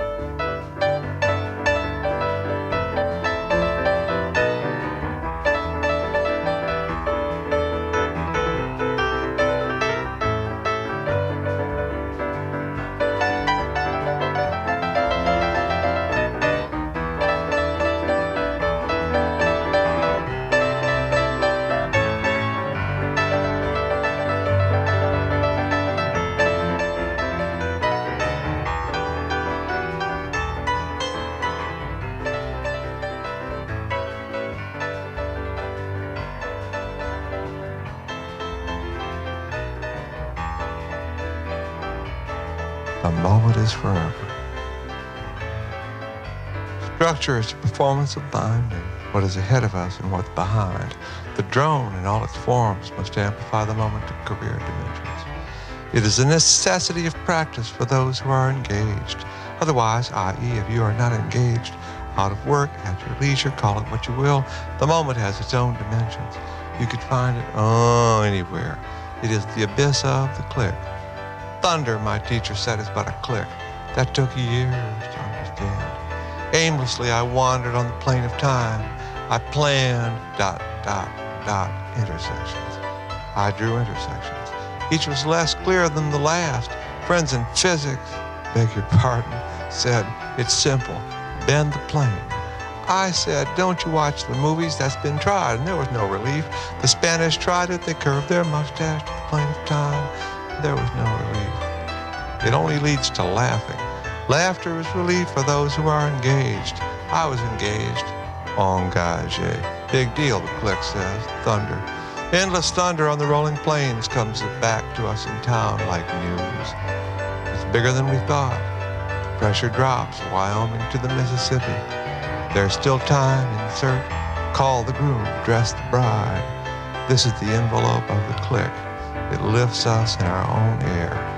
It makes us pure. It is our ceremony. It is our reason. In Wyoming, it is heard upward. That's the word, forever.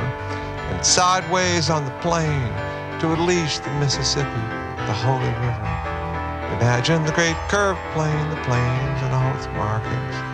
We were here and watch your water in markings on a scale of centuries.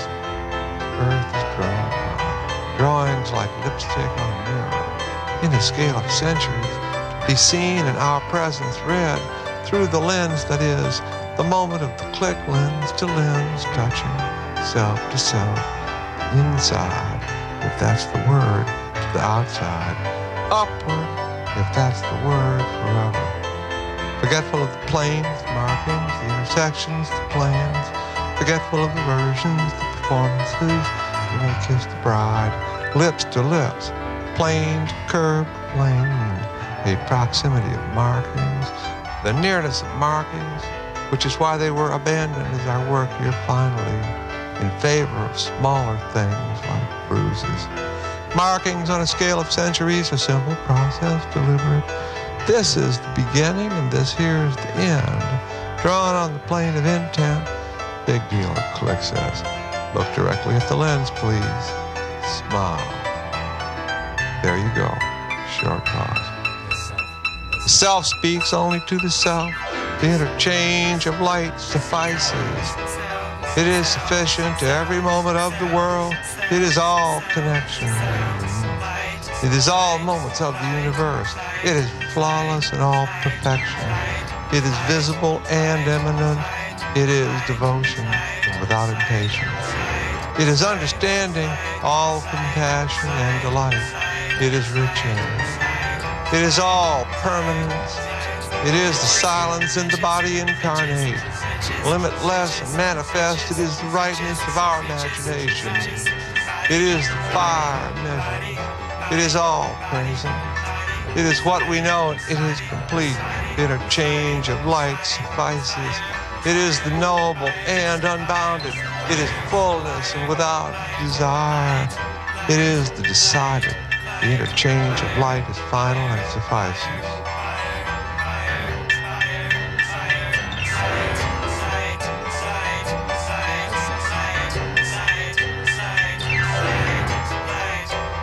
Just a sip or two and Buddy talks this way, the gift of chemistry. It was invented, and within a generation everybody had it. It's in the record. Faster than aviation, faster than money, the news went round the world. Cooking is obsolete. You don't have to burn the chicken anymore to get heat. It comes in bottles right here at the bar. Yourself, whereas a church mouse can blast open with sheer heat the sacred doors between the left and right. The virgin spinster music in the castle welcomes with open arms. The cigar-smoking tongue and its mighty plans for past and future. Hot diggity. Oh boy, we can have kids. And they will speak a seamless merger of poetry and sound. The great story shall be told again. For instance, he saw her and burst into flames.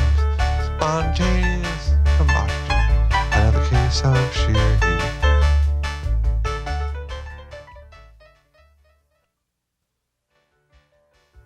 The instruction booklet with the videotape says the following, in small type, an apology of sorts, one thinks, for the isolation one feels in learning, exaggerated or just amplified by the actuality of isolation in the airstream locked in the plane of intent, on which markings of the history of boogie woogie stretch out in all directions. I think that's the way history stretches out. Quote, television is neither true nor false. It's industry. 7532. Television made without industry, alone in a word. 6432. Can cause a sinking feeling. There can be a loss of trust. 642.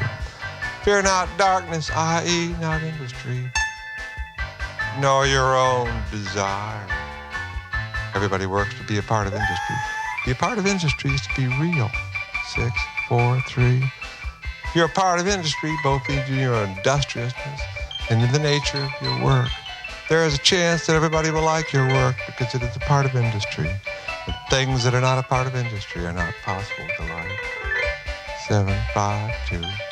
Likability is less important than recognition by the industry. 6. And that's a reason to be serious. Unquote.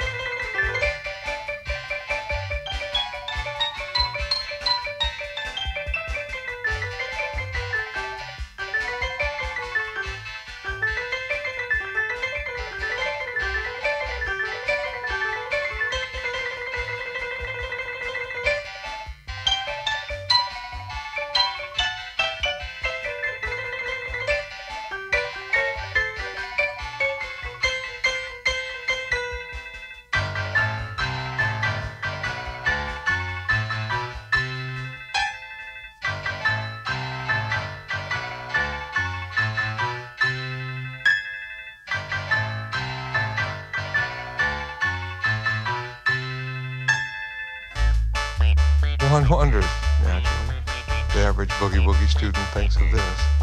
Then maybe that's Buddy's charm. This is a close-up in arm. Big muscles gone to seed. Move. First we read Rodney. The design looks Chinese. Flash powder tattoo. In the beginning, there were rocks. And on those rocks were other rocks.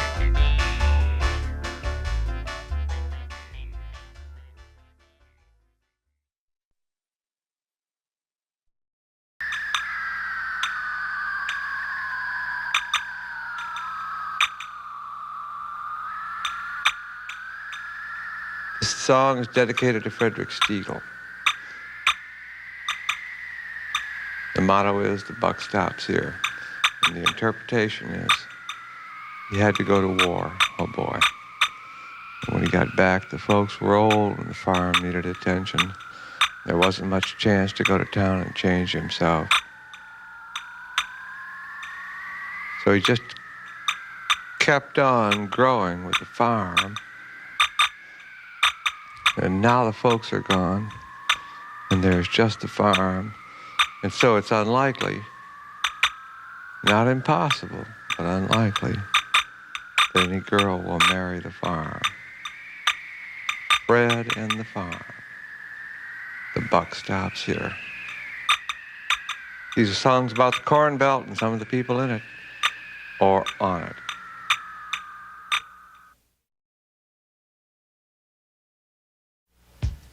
At this point, Ida, staring by the stars and wondering again about why they came to be together, checking always left and right, remembering the old jokes like, your problem, Sheriff, is you're famous. My what?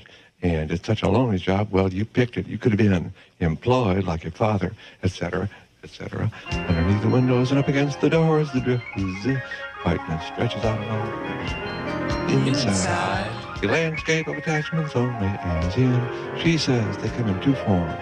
One's a sort of wrapper, the layer of something over the layers that we put on, and most often, strangely, noticeable when the top layer we put on is belted. The other form is most like lint.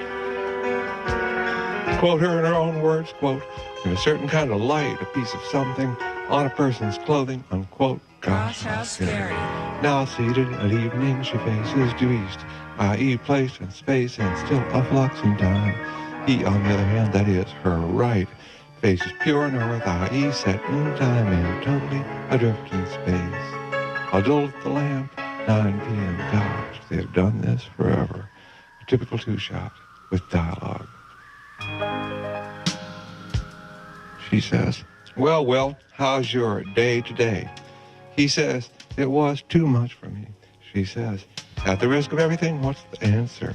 He says, I've been practicing how to say it right the first time. She says, could you give me a, for instance? He says, one says, when I see those birds in cages, I know they're sad. Two says, that's a mistake. Birds don't get sad.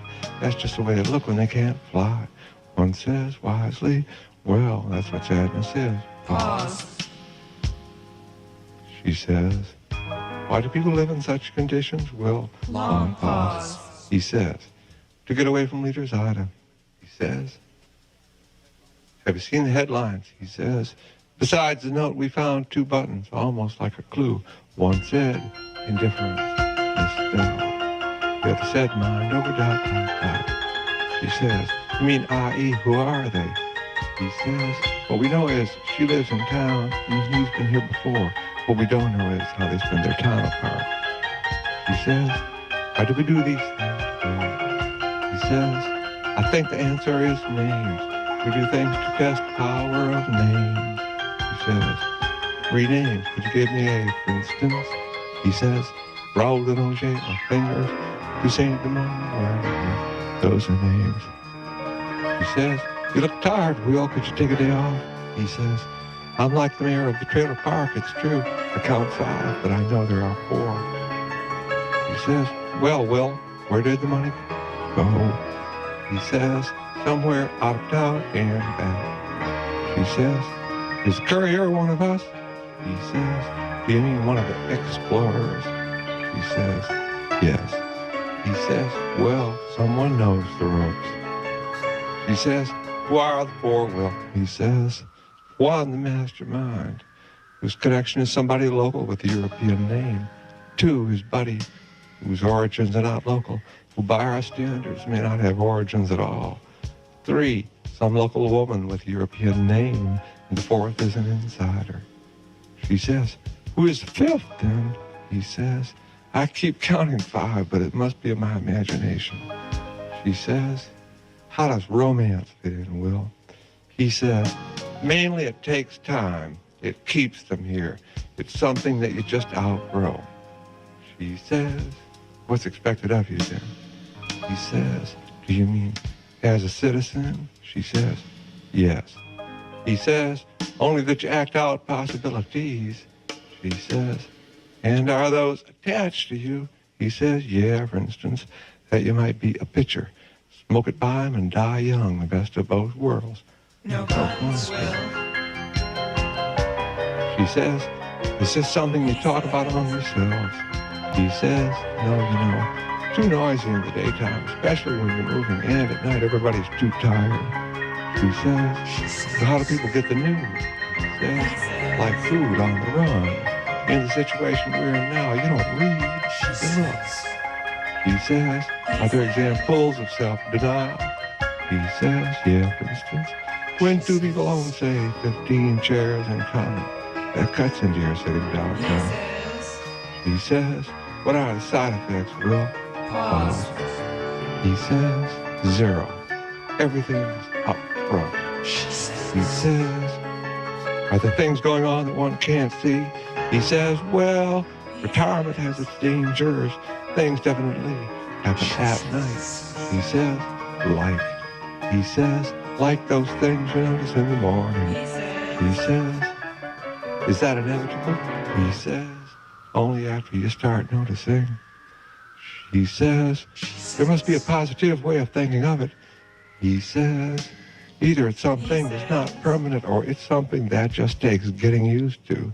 She says, what happens when the children get together? Long pause.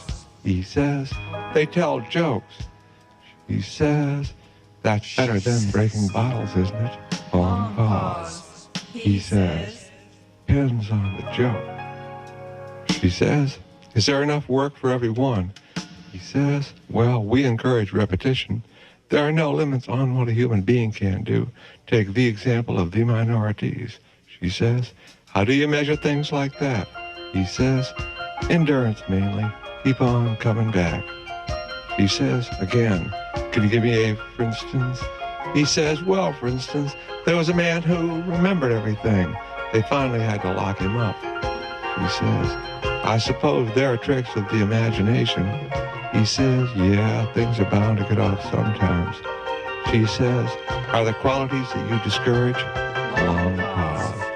He says, short sounds and flags. He says, are there other kinds of limits? He says, we only count what you can accomplish when you're concentrated, or when you're smiling, or when you're doing your best. He says, is that a matter of economy? He says, well, in the old days, you might cry in the kitchen to realize there wouldn't be another fresh tomato for a year. That's all changed now. He says, so what form do ideas take? And are there other groupings?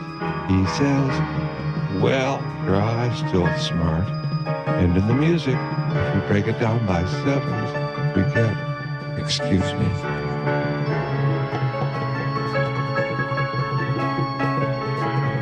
One, two, three, 4, 5, T, 7, 8,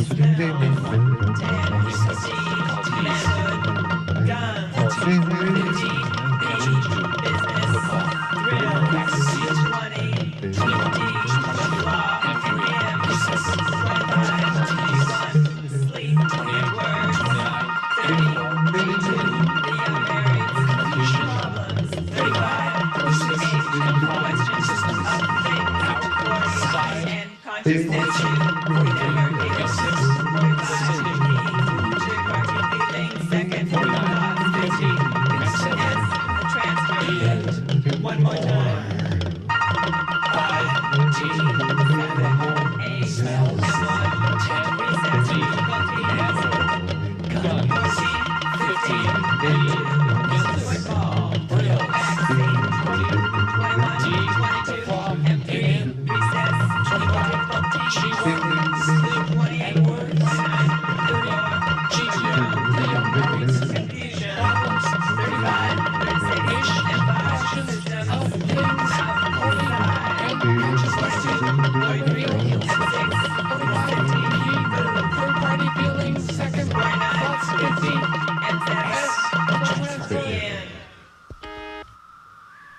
can be broken down further, at least to the month, maybe even to the day. I admit the understanding frightens me a little. Right now, I'm most interested in conjunctions. 15, 35, and 50. The next one comes up soon. Look out. He keeps saying look out to himself.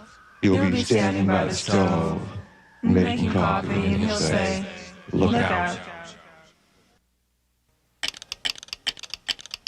She says, why do people swear? She says, the thing itself is called Tourette's syndrome, named for Gilles de la Tourette. Keep in mind it's French. One unnamed thinks that Aries on Gilles' right for breaking into language, where in other times he would have suffered mere hallucinations. My theory is that it's just exploration, as in, why does everybody hum except for assholes and everybody doesn't sing? This way assumes that things are more or less okay except for drives, as in the gradients between the Sunday drive and the South Pole issue. Keeps the playwrights on their toes. In this theory, the important element is, quote, the opportunity, unquote. For instance, only yesterday I decided for myself, no more incidental music. As soon as I made this plan, the phone rang. The voice said, there's money in it for you. I restrained myself from saying hot diggity. Instead, I said, oh boy. I'm totally, exclusively, completely, and only into, as they say, song. Who's going to write the words? The voice said, well, what we had in mind was something more abstract. I said, do you mean as in music that supports action that is unexplained? The voice said, yes. I said, do you mean I find music for my own motives, and while that music is performed, people in costumes will jump around on stage? The voice said, that's more or less the idea. I said, fuck you, man. Next time you're in the bathroom, hang yourself. That's what I mean by the element of, quote, opportunity, unquote. He says, does this happen often? He says, well, people on TV say I just went blank. He says, how does that affect you? He says, I never believed there was such a thing. Then I realized there are people who will say, if you order that fish, you have to eat it. So my ideas keep changing. She says, is it possible there was no money to begin with? He says, anything's possible. But the fact is, for one whole day it was gone, and then it was there, and then it was gone, and then it was back unchanged. She says, are you investigating the chances of an inside job? He says, if we're holding this together, all jobs are inside jobs. She says, and he decides what's acceptable. He says, almost any amount is acceptable. It almost always happens between words. Words explain the stage business. Pantomime is a special case. It suppresses words, therefore can tell us only what we know already. It's probably the oldest of all ideas. She says, but where is the resistance? He says, only in the name, he would say, not Gibbon, Gibbons. Gibbons the baboon. I didn't think there was a difference except in sound, but that's the way he wanted it. She says, how did you get to know each other? He says, I crawled into her room at night. She says, how did you get out? He says, she lay down the rain pipe mostly, but one time her father caught me and I had to jump. He says, is there anything you call therapy? He says, just a good long walk. He says, what are the kinds of feelings are described? He says, there's a feeling that the other is voracious, that you're in the presence of some devouring force, the other is the instrument of, and there is a feeling of resentment against that force. She says, would you call this an alienation? He says, this is truly a nation of aliens, not the only one, but probably the biggest, so I guess we would call it an alienation. A friend of mine says it's not a nation at all, that they're all aliens. He points, as for instance, to the red man, as he calls himself, patient, modest in his ambitions, and apparently just a visitor from Asia. He says, and what about the public property? Sigh. He says, that's a hard one. All I can say is, in the morning, some tiptoe and some don't. Sigh. She says, and what about the, quote, mysteries, unquote? He says, it's greed that the main cause is our, quote, wearing out, unquote, and, quote, getting in an accident, unquote. But I think that everybody's worried now about the telephone. She says, what kinds of tests? do you use? He says, there's, quote, prayer, unquote, of course, but just because we have it, we don't have to do it always. Dependence means a loss of sensitivity. I don't want us to get cruder and not pray. I want us just to practice waiting, because I feel that we could receive a message and be ready to pray. He says, and how is music related to all this? He says, well, unlike movies, which is a corporate idea, or an example of a corporate idea, here there is no plan to speak of. One flake follows the next, each is slightly different, and first thing you know, you've got a pile, like that pile over there. Here today, gone tomorrow, only to be replaced by something else we need. But in the movies, or the corporate idea, take two is the main approach, up to and including the thing itself intact. When you finish the movie, you show it to the person who's in charge of opinion, and you listen to his opinion, which is judgment. This approach is pure in that the flaw in the aesthetic structure, that is, the certainty that opinion is random. That opinion has no bounds or limits. But finally, under the pressure of opinion, the work would never be completed.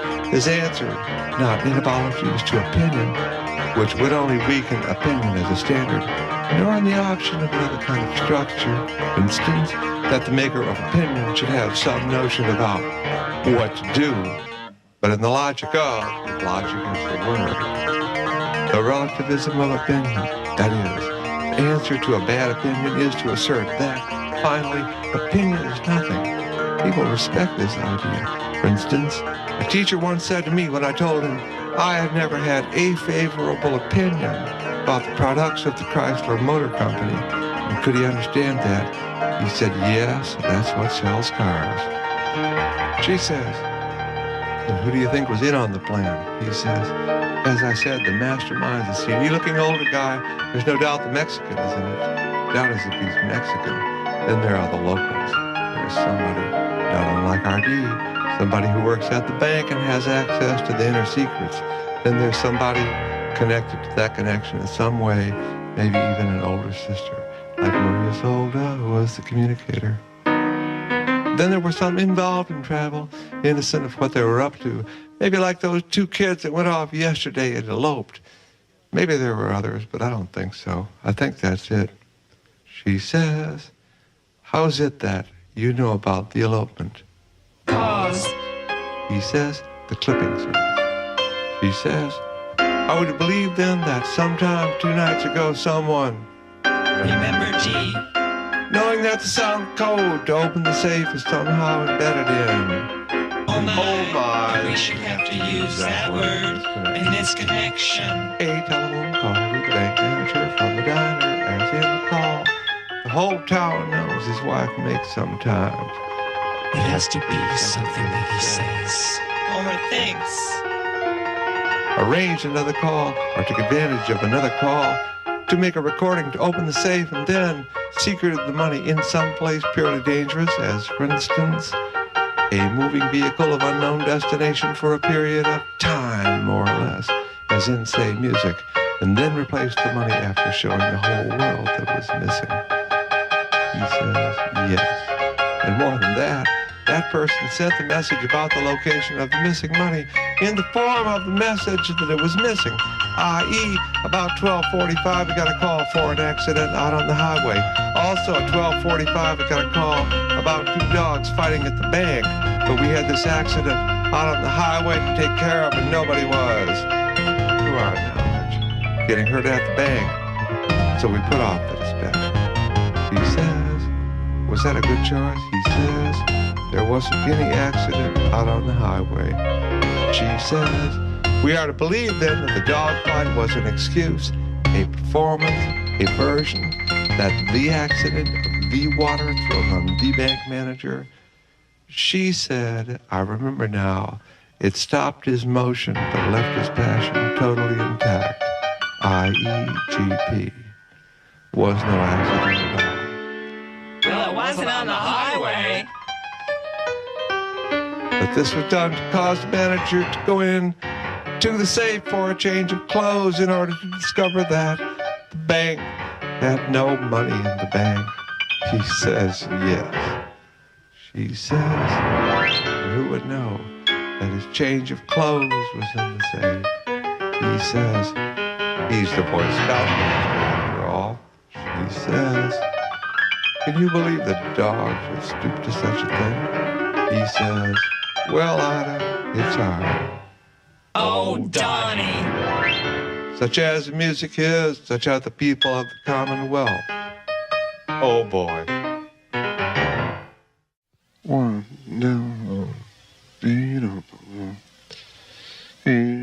2, 3, 4, 5, T, 7, 8, M1, 10, recess, difficulties, 14, 15, M2, business, football, backseat, 21, 22, M3, recess, more difficulties, 28, 29, M4, the room, confusion, 35, 36, M5, systems, outside, 42, 43, M6, the city, food, third party feelings, second, 49, 50, M7, the transfer, the end, or 5, T, 7, the home, 8, smell, M1, 10, recess, D, manhood, guns, 14, 15, B, business, thrills, backseat, 20, 21, D, the flaw in him, recess, 25, G1, sleep, and words, 30, G2, the young marrieds, confusion, problems, 35, 36, H, questions system of things, 40, N, consciousness, 2, never heals, 45, P, third party feelings, second, thoughts, 50, S, the transfer, the end.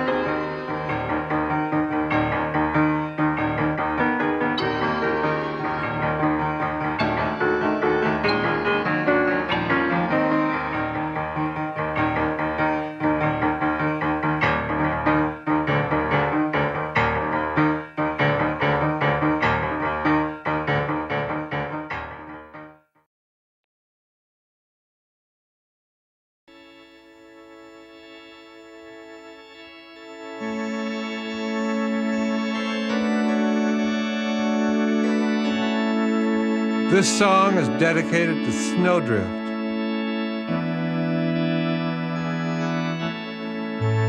She was a friend of mine whose name, Apology, among other things of importance and apology, I have forgotten.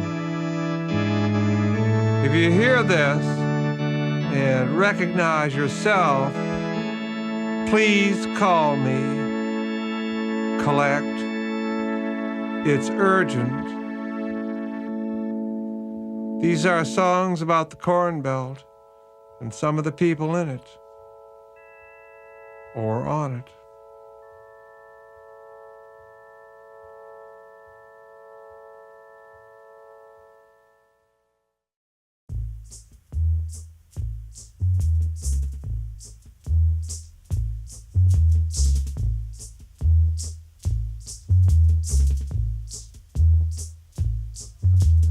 Subject is dismount, as in dismounts and be the death of me, or Lancelot dismounts and shakes it down, or to arrive is to dismount. Joke. RV's come up the hard way, saying horse as in, and walking somewhere to Jerusalem to see the city. There were hot days, cool nights, and the itch. Oh God. Who you are is to avoid the itch, as in. Who knows? ... You know. Though we arrive. New songs are made. Without the itch, it has just begun in me or on me, depending on your background. And Edison, God knows what tortures he is feeling. And Dwayne. I can Dwayne itch. Dwayne can barely talk. And Gwen. Do I dare ask? Do girls itch? Where are we? What is this? 12 hours in the car, the beer is gone, my head hurts. We're part of something larger than ourselves. And that's an insight that you pick up on the road. Now, in the case of Snowdrift, it was different. She was a pal of Gwen's, and we called her that because in winter, in your car at night, it was easy to get in her. Joke. I saw her years later standing on the church steps in her bridal gown. I was only driving by. So much for winter. And I knew, without knowing anything, that some awful thing was happening. It's true. He just did not appear. A night disgraced. Vanished forever from the table. I dedicate this one to you, Snowdrift. Long live the avant. Oh, whoa! Long live the avant-garde. Avant-garde.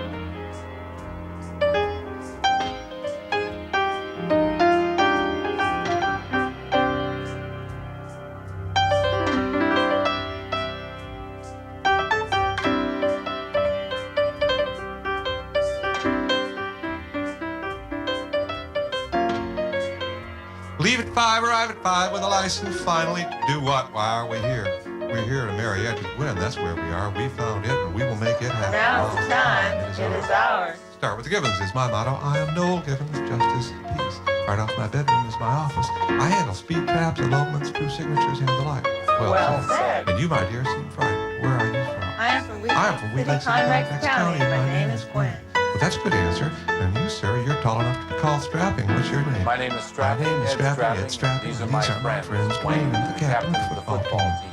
I'd look for better-looking friends if I were you. And why is the bride to be so, what is the word? She's a pea monkey, sir. I dreamed one evening long ago of marrying a pea monkey. So she's the answer to your prayer. And you, Gwen, you feel, how about this union? Those jokes don't bother me, Your Honor. I'm transparent to the wishes of my Lord. I'm put here and it pleases me to serve him. My soul feasts upon the rising of the sun. It is his presence, the great arc of the day, is the truth of my life. I learn from it and I'm humble in that knowledge. And in the evening my body sleeps. Well said. Now, what about these characters who are with you? You, Dwayne, what qualifications have you? Well, it's not exactly that I have trouble with the words, you know. It's just that listening to the way it's done, I get the idea that sometimes it doesn't go together. There's a something and a something, and I get the idea that it's not exactly what I thought it was. You know what I mean? Well, roughly, I've read that stuff, and I know there's some problem, but I think you'll outgrow it. And you must be the captain of the football team. What an honor. That's right, asshole. I came all the way from home for this. I've come here with Dwayne, and while he's far from perfect, he's reliable. Somewhere in himself, he is pure and reckless. He is someone you can count on. And in the backseat, full of holes, when Dwayne smiles, I'm not afraid. Stay with that style, and you will win the Nobel Prize. Now let's begin. Do you take this P-Monkey Gwen to be your lawful wedded wife? To have and to hold in sickness and in health, till death do you part. There is no death, son. There is the everlasting God of myself. Take upon yourself, it says. Give loyalty and affection to yourself. Blessed is he who is a lucky person, or she. I lay in bed one night and learned to trust. It is so clear now there is perfection, that within whatever realms we know there is no cause. I'm not self-taught. It is allowing to allow. You're fairly tall to be saying things like that. And you, Gwen, do you take strapping head to be your lawful wedded husband? To have and to hold in sickness and in health, until there is no parting. Yes. You were born just as you are. Yes. Your mother and your father were normal. Yes. Normal P-monkeys. Yes. I take it I am right that they think you are at work. Yes. We seldom have a case here anymore where the parents are consulted. Oh, God. Last night I saw on TV that in China even the determinism are disappearing. Evidence all over shows there is a schedule. Things are not as endless or revolutionary as we thought. But principal events like majestic mountains in the landscape of time or marks of origin or destinations of the form we take now. For a long time that bothered me. For instance, questions. I asked a friend of mine who had married a Chinese man against her family's wishes, they being not Chinese, of course, whether there is any idea in science that convinced her on the question of why most people in China are Chinese. And I saw on TV about the business at the bank and that the note was not signed. Is it possible the non-signer didn't even think of it? That it's just not something he could ever do? I thought to myself. What about the market sorrow? See, he was different from us. We live here on the plains. Plains of earth and the plains of time. As I said earlier. My friend and I were sitting in an alcove of a house that was a dream re-inhabited. That is, the visible inhabitants, our friends, shared the dream with others who seemed always just missed. Tangible, but unstable. The wife was always in the kitchen, as I said. And I saw on TV recently that a woman whose family had been persuaded to buy a house that is lived in by a ghost. Forgive my language. Thought that was only proper. She was quoted as saying that she thought they could coexist as it were. Think about the alcove. They are the fondest things in architecture. Bulges, Mataba, bulges were in fashion. Around us it was a party. The tangibles were the din. Those were the days when I worked with loudness. Loudness was the position of the music. It was there, loud, and then I signed it. Z. So I knew what I was doing. But in the middle of this din, she poured her drink on my head. That was a shock. I was amazed to think that she thought she would have an edge on me when it came to thoughts about the question of being Chinese. I was amazed that she would believe in her experience. Science definitely needs some help. I want to know, of course, why Chineseness didn't seem to spread. She might have answered, well, it takes time. First there was one or two, and now there are 8 billion. Instead, she insisted that I be self-taught, such as our use of drugs.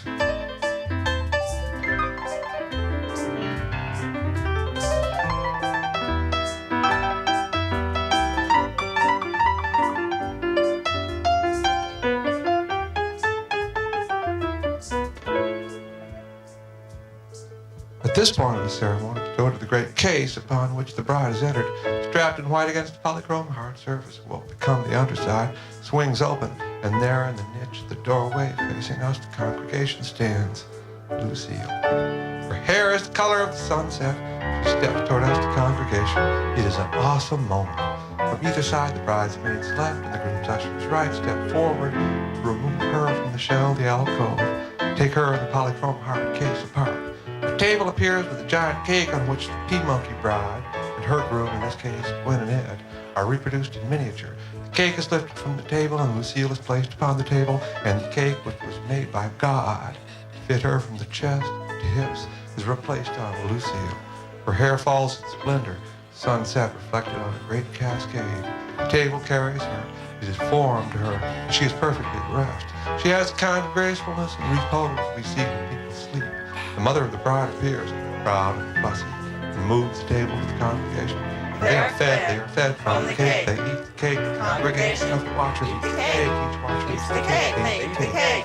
But while this is going on, the groom's ushers take the polychrome hard case from its vertical position the way it entered in a silent glide, with the P-monkey bride strapped in white against the polychrome hard surface, and inside, as they say, Lucille, turn it to the horizontal. They place it on the altar.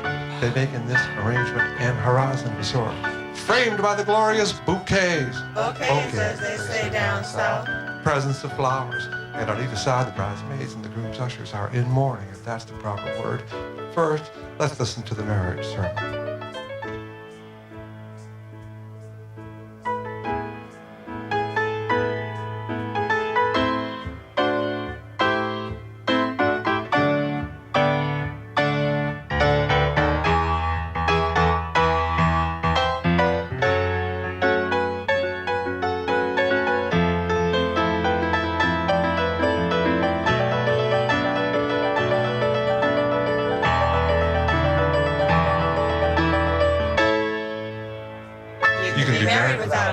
Tennis, you're playing against yourself. The other person's convenience. Talk Different rules, same truth. Conversation must come before marriage. Let me see if I can say it. First rule, don't talk to yourself. Why is that rule? That rule is a reminder that talk is not a part of understanding. Sound is part of understanding. Among arrangements of sound we have talk, which is a habit. Well said. Preceding mechanical knowledge, older than what has come after. So in talk we face the abyss of the question on arrangement, which coming after what went before has been, in my idea of things, sanctified. First in the arrangement, conversation, then in the arrangement of marriage.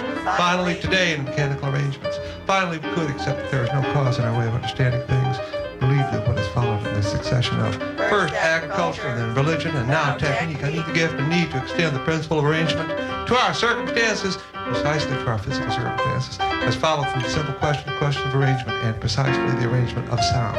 When you stop to think of it, sound is the only thing we can arrange. So the rule, don't talk to yourself, has many meanings. One is, stop arranging things when you're alone. Another is, don't use for yourself what belongs to all of us. Second is, the rule, speak only when you're spoken to. It follows the first as marriage followed conversation, and as religion followed agriculture. That is, it is the rule of the second stage or second era. It allows that the question of arrangement is not an abyss, but a dilemma. We are enjoined to regard the arrangements and to choose and further to arrange. Well said. Makes sense. This the third rule, the rule of the day in the age of technique. How far it is from don't talk to yourself to make sense. It is the distance of the history of our understanding from don't talk to yourself, which is an eon, during which eon we found conversation and pretense in the abyss of the question of arrangement. To speak only when you're spoken to, which is the second eon, during which eon we suffer through marriage and religion, and the anguish of the question of arrangement is a dilemma. Finally now makes sense, which is the third eon, during which eon we've accomplished ourselves, or invented man, as the philosopher says, and accomplished technique, or the question of arrangement in our circumstances, precisely in our physical circumstances. And what is the guide to our technique? Why sound, of course. How can one describe the arrangement of things, or the idea of arrangement except in terms of sound? And that is why finally we say, well said.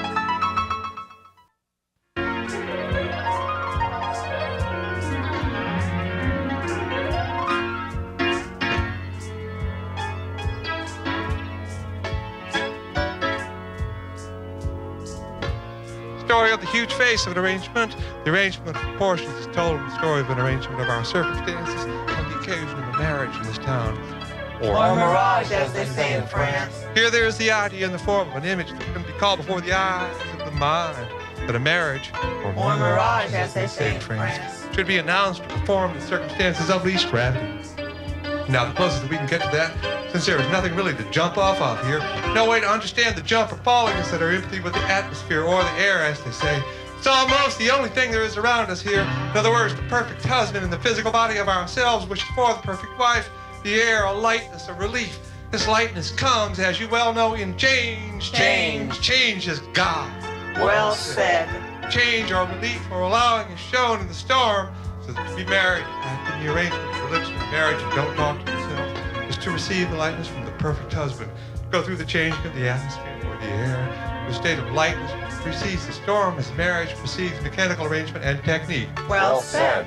While there always more languages? Why hasn't Chineseness spread?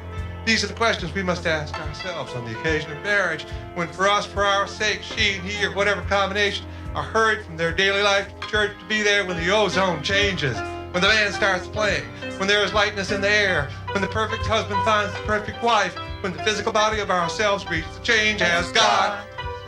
We ask the questions when P-Monkey Bride deceased, cold as a stone, or whatever the case for the polychrome heart surface in which she grips surrounded by bouquets, or bouquets as they say down south. Why are there always more languages than UN, tall driver, vegetarian, and theosophist who says there is no death, sir? It is allowing to allow. Why has the Chineseness spread? Why are the Chinese mostly still in China, while those who are not struggle against their reputation? Who prevents us from holding Chinese ideas in Indiana? Go ahead and say something silly. Dwayne says it's a problem. Sometimes the sound of the word gets disconnected. I think that's what he said. The captain says that Dwayne is someone you can count on. At this point of the ceremony, when the rudimentary question comes, if any man or any woman knows any reason why these two Ed and Gwen that God has brought together to perpetuate change, if I may be so bold, asshole, should not be joined in holy matrimony, he or she or whatever speak now or forever hold peace, the captain says to Dwayne, go ahead and say it. And Dwayne says it inwardly, not to stop it, but to clear the air. Dwayne, my name is three sounds and one word, or three hills of bumps. It kind of enters something where you can't get them apart. The words mean two or two-ness, two things. Dwayne, 2-1. There are three sounds, you can't get them apart. I keep saying to myself, Dwayne, Dwayne, Dwayne, Dwayne, Dwayne, Dwayne, Dwayne. I can't figure out how they got together. Well said. This is the last one I'm going to do, I swear. The ceremony which will live the polychrome heart, let us fit a occasion of P-Monkey Bride, who began remember at 5 in the morning, the other end of the day, and the car full of holes begins to ride again. She is coming to the church place with the great light approaching it. She swooned in the arms of the driver, the tall driver, and the osseous in the vein of vegetables. She swooned, and from the swoon two things emerged as usual. First, the pure and naked essence, that is Lucille, who is consumed by the watchers, that is the congregation, that is us. Well said. Second part is the P-Monkey Bride in the hard case called polychrome, now closed and blessed and departed. It is important at this point to understand without fear of darkness and isolation that the polychrome hard case is no more an imposition. This is hard. Then it's her P-Monkeyness. I think that's right. In other words, the ceremony is just that. We are satisfied. I remember now the cake. While the cake was in my mouth, I forgot about it. Why are there always more languages? And why hasn't Chineseness spread? Meanwhile, Ed, whose future we know too well, or is that the captain of the football team, the divided man, just stands there, a driver out of work, a believer in Atlantis, which also went below the polychrome surface, just stands there in his driving gloves, hands almost to his knees, the makings of a great teacher. At this point, his mind turns to his clothing and hot fits the suit. Now he's worn it for almost 40 hours. That is, he left home early 2 days ago with the suit in the car from the night before so as not to worry his mother with the idea that he might not come home again until he was married. He changed at school. At what? Everybody saw him with the suit all day, assuming naturally that he would get married, to whom there was no question. That was yesterday, as they say. Then last night he was too emotional to think about the suit, except to think how good he looked. Before you know it, night turned into day, and he drove to Indiana or wherever, where he is now, still wearing the suit and was married. The theme is, when you're married, the top should fit the bottom. Maybe match is the word. It's done.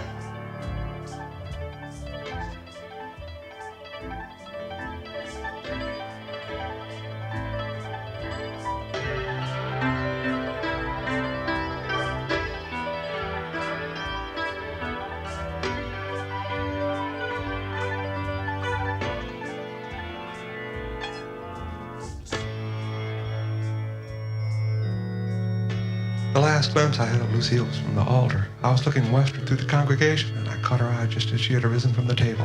She brushed her crumbs off and stood there for an instant in the doorway looking the consummate performer.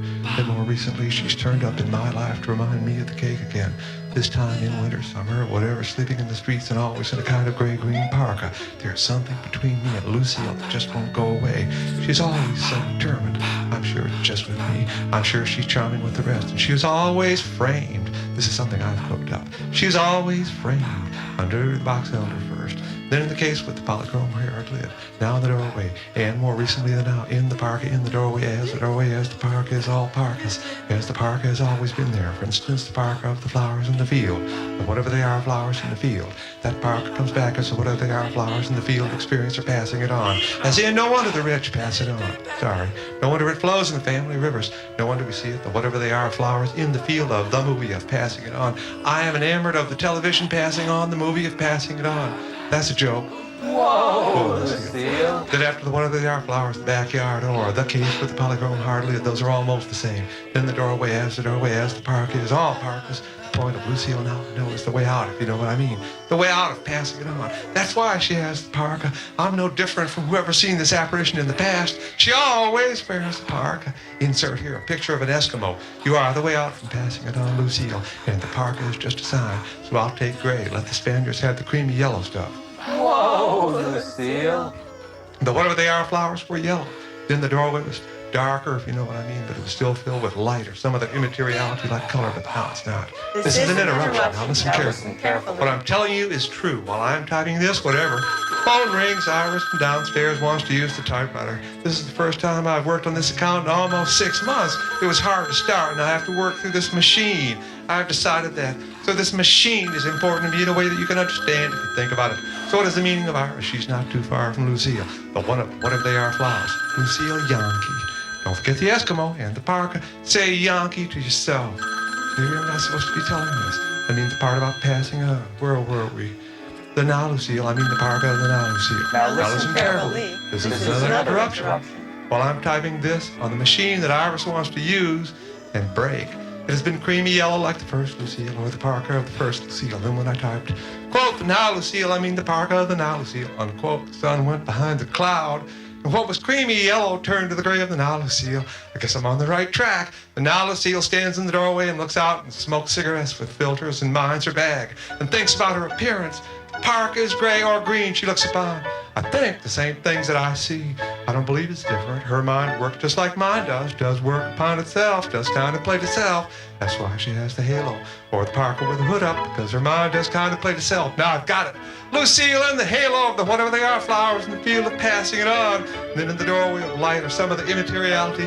Now in the doorway of the store across the street, smoking cigarettes with filters, looking out upon the mirror and thinking about her appearance. They are the same, not just because of the halo. Oh, that alone would be enough, but deeper, because alike her mind does contemplate itself. All around her is passing it on, the ruins. First agriculture, then architecture. Now what? Of course, I'm speaking just generally. I don't have time to do all this in detail, because if you could see the now Lucille, you could understand why sometimes I get scared. Scared is not the word, impressed is the word. I'm impressed. Let's go back for a minute to the picture of the Eskimo. Imagine the Admiral after all that suffering, finding finally the home, a place from which it's all downhill, so to speak. And there, looking through the camera himself, checking the machine upon which his immortality may rest, he sees the Eskimo, and on the Eskimo the halo of the parka's hood, but around the halo there is no passing it on. Whoa, see.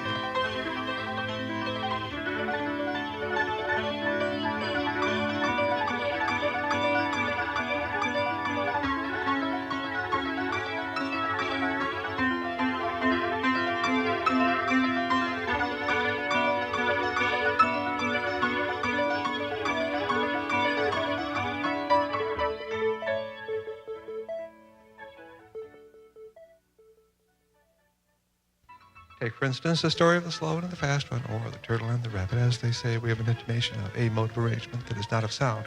We might call it an arrangement of proportions. For instance, at the longest distance we can run, there is not much advantage in time saved, as they say, to running. What advantage there is only sanctified in sayings.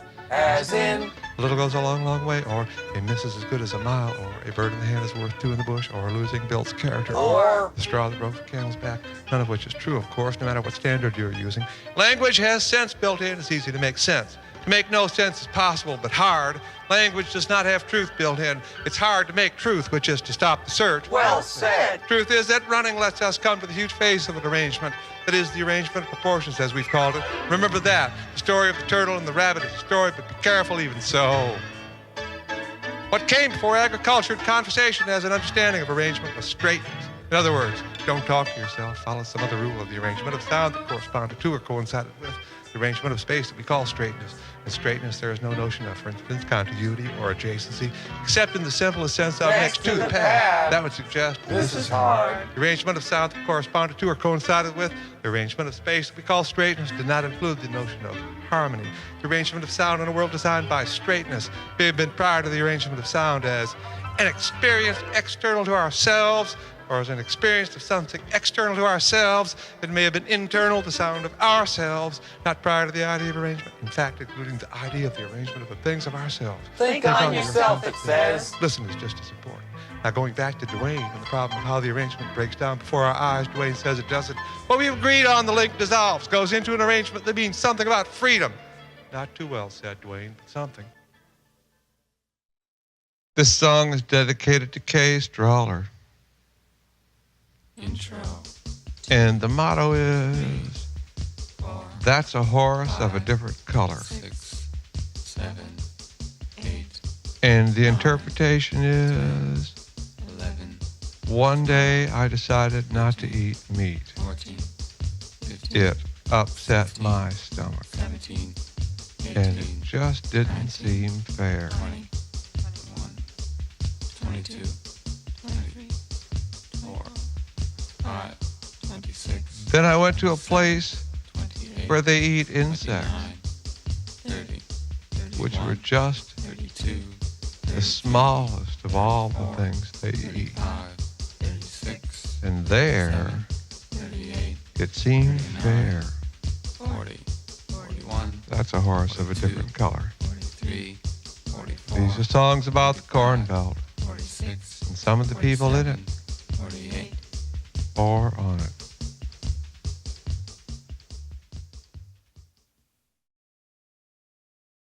Intro. She makes a double life. She makes 2 from 1 and 1. She makes a perfect system every day. She makes it work. She stands there in the doorway of her mother's house, looking at the grass and sky and at where they meet, never once thinking God's sight. It's so like a line. Or the difference is so powerful. Or which way shall I take to lead? My mind turns to my breath. 1. My mind watches my breath. 2. My mind turns and watches my breath. 3. My mind turns and faces my breath. 4. My mind faces my breath. 5. My mind studies my breath. 6. My mind sees every aspect of the beauty of my breath. 7. My mind watches my breath, soothing itself. 8. My mind sees every part of my breath. 9. My breath is not indifferent to itself. 10. She never thinks of possibility or of how probable it is that they have come together. Those thoughts never enter her mind, nor do thoughts of sports. She has no desire to improve her muscles. For her, piano playing is the only mystery. It's so beautiful, and how they do it, no one knows. She gets catalogs of every sort in the mail. Everything imaginable is pictured. She finds her way among the pictures without hesitation. Happiness is just around the corner. She is entirely without shame. The numbers are made of rubber or something like that. They stretch. They never lose their shape. They are ageless. They don't need repair. They need attention and respect.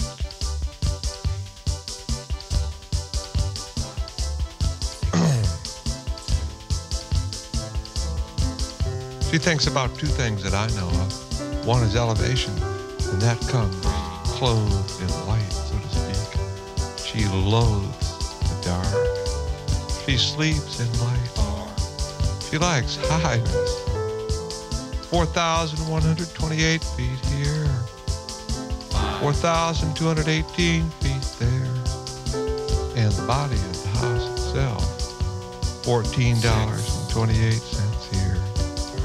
$48.12 there. The other is proportion. Coincidence isn't a mystery to her. The margin is always wide enough. 42 or 40 with 20 is always 62 or 60. And I mean 42 with 20 can be 60 as well as 62. And the other way around. Just as 10 and 20 can be 32 or 30, or 12 and 20 can be 30. She stands there in the doorway of her mother's house and thinks these thoughts. $14.28 is more attractive than $14 because of 28. No one likes or dislikes or different. And that 42 or 40 is fixed in some way.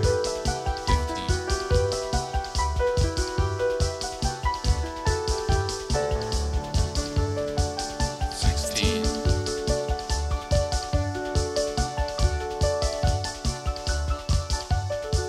17.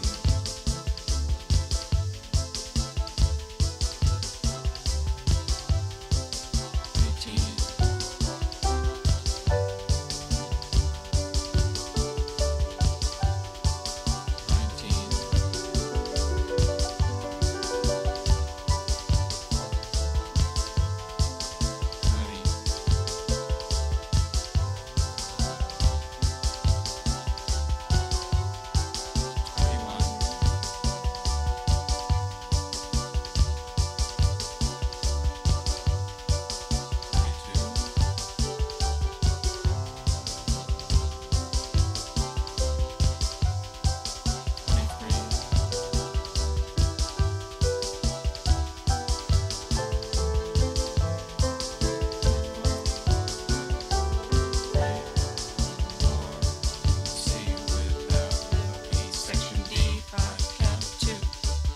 thinks about her father's age. She does the calculations one more time. She remembers 62. 30 and some number is 62. And that number with 10 is 42. She remembers 42. Remembers is the wrong word. She dwells on 42. She turns and faces it. She watches. She studies it. It is the key. The mystery of the balances is there. The Masonic secret lies there. The church forbids its angels' entry there. The gypsies camp there. Blood is exchanged there. Mothers weep there. It is night there. 30 and some number is 62. And that number with 10 is 42. That number translates now to then. That number is the answer in the way that numbers answer. That simple notion, coincidence among coincidences, is all one needs to know. My mind turns to my breath. My mind watches my breath. My mind turns and watches my breath. My mind turns and faces my breath. My mind faces my breath. My mind studies my breath. My mind sees every aspect of the beauty of my breath. My mind watches my breath soothing itself. My mind sees every part of my breath. My breath is not indifferent to itself.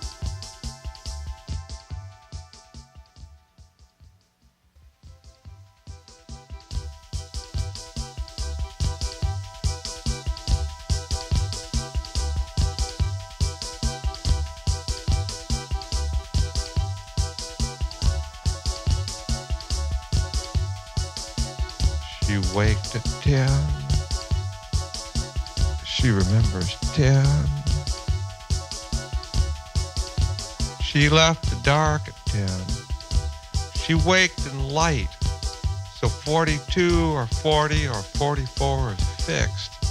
$14.28 is more attractive than $14. It's just that way. Firmness of it is a consolation.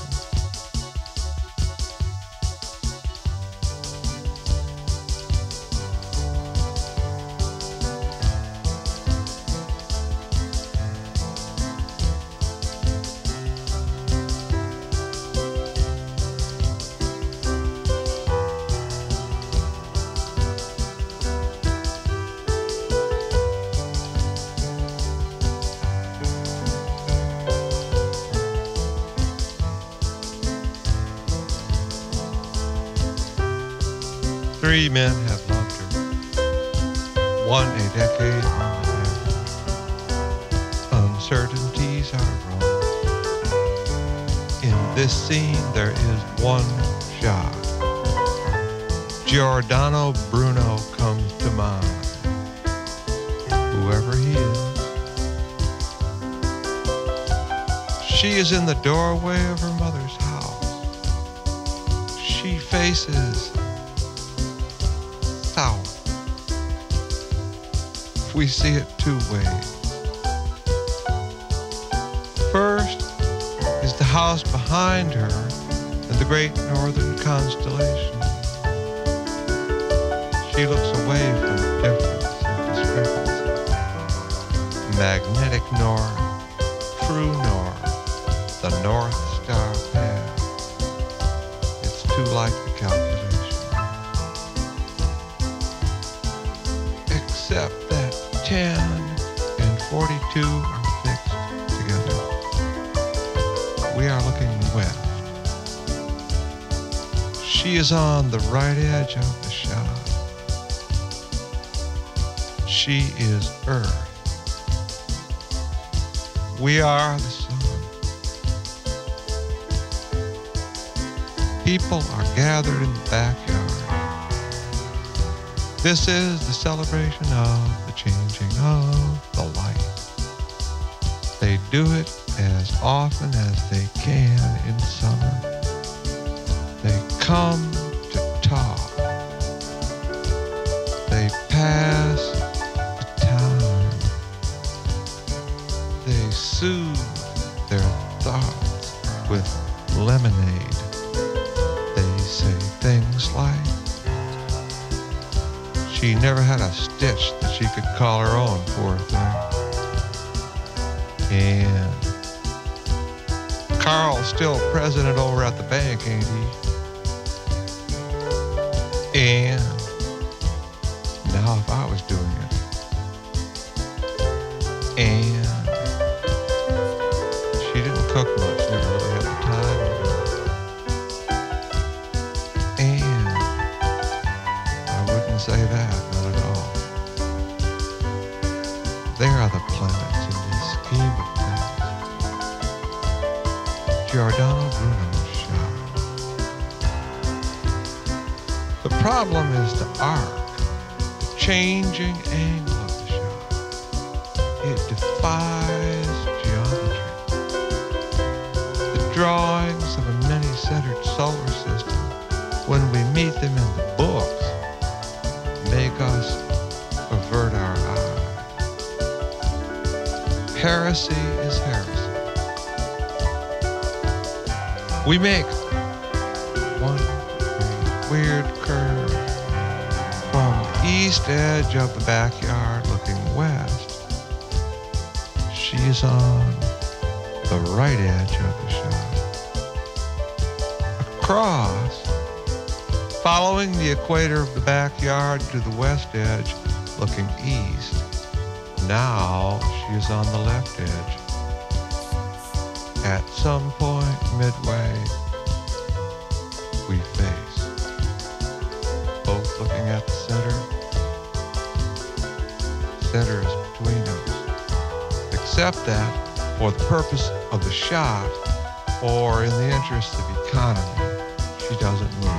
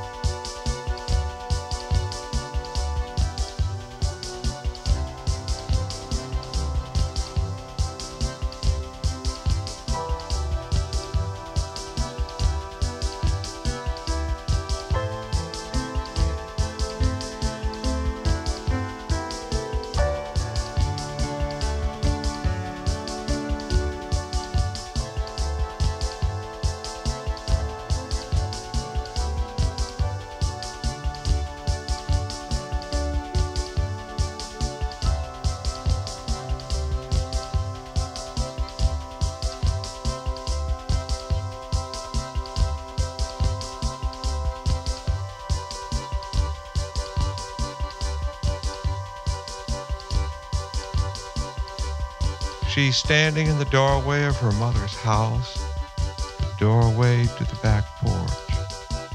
The backyard is the south. Behind her, the great northern constellation rises in the majesty of its architecture. Well, maybe that's a little too much. Let's just say that contradictions are behind her. And in the backyard, God, this set of circumstances that is indescribable with our geometry, a picnic of sorts, a celebration of the changing of the light. And we glide through that chaos, facing her, watching her, studying her. Not circling her, remember. Circling, but not circling her. She is circling. We are circling. Now she is on the left edge. Caught still in her accounting of those 3 decades, silently.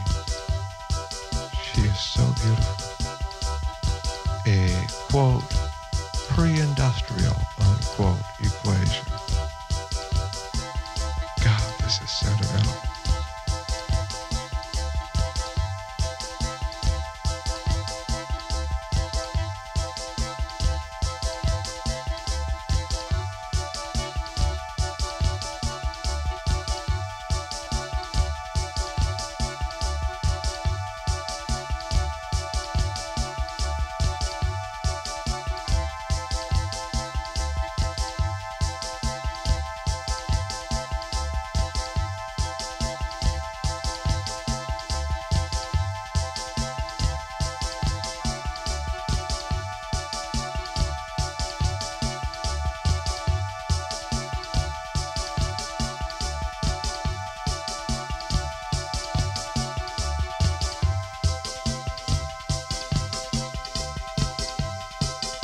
This is the hour of the mystery of the barn swallows.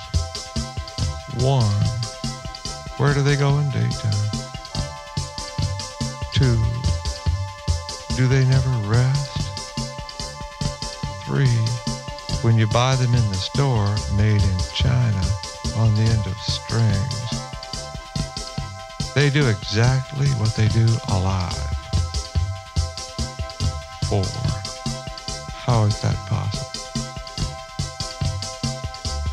The idea of the changing center is not in anything we make. Our toys run down. On the other hand, of course, the Chinese are said to not take pictures, at least not of the outside. 6 of 1, 2 times 3 of 1, 5 plus 1 of 1, 9 minus 3 of 1, half a dozen of another. It would be perfect if, as we made the great curve through the heavens of the backyard, providentially or accidentally, depending on your point of view, each of the planets would move exactly in the path and at the speed and with the purpose of the expression of the other idea. Maybe that's too much to wish. Giordano Bruno. I think they burned him. He was too positive. Fight fire with fire. In this shot, he is right about the larger order, whatever that means. There is the sun and earth and some center that they share. All other facts in this heaven. One has climbed a tree. 2 are eating watermelon. 1 always says, "It's getting late." 1 succeeded at the plant. 1 works at the bank. The specialists. They are places hard to fix upon memory. Sundown 1, the time it disappears. Gloaming 2, the twilight dusk. Crepuscent, the twilight 3, the half-light. Twilight 4, pale purplish blue, pale violet, lighter than dusk blue. Civil twilight, until the sun is up to 6 degrees. Below horizon, enough light on clear days for ordinary occupation. Nautical twilight, until the sun is up to 12 degrees below horizon. Astronomical twilight, until the sun is 18 degrees down, more or less. Clair de lune, 5, greener and paler than dusk. Dusk, 6, redder and darker than clair de lune.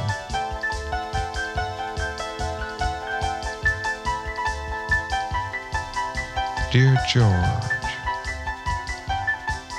what's going on?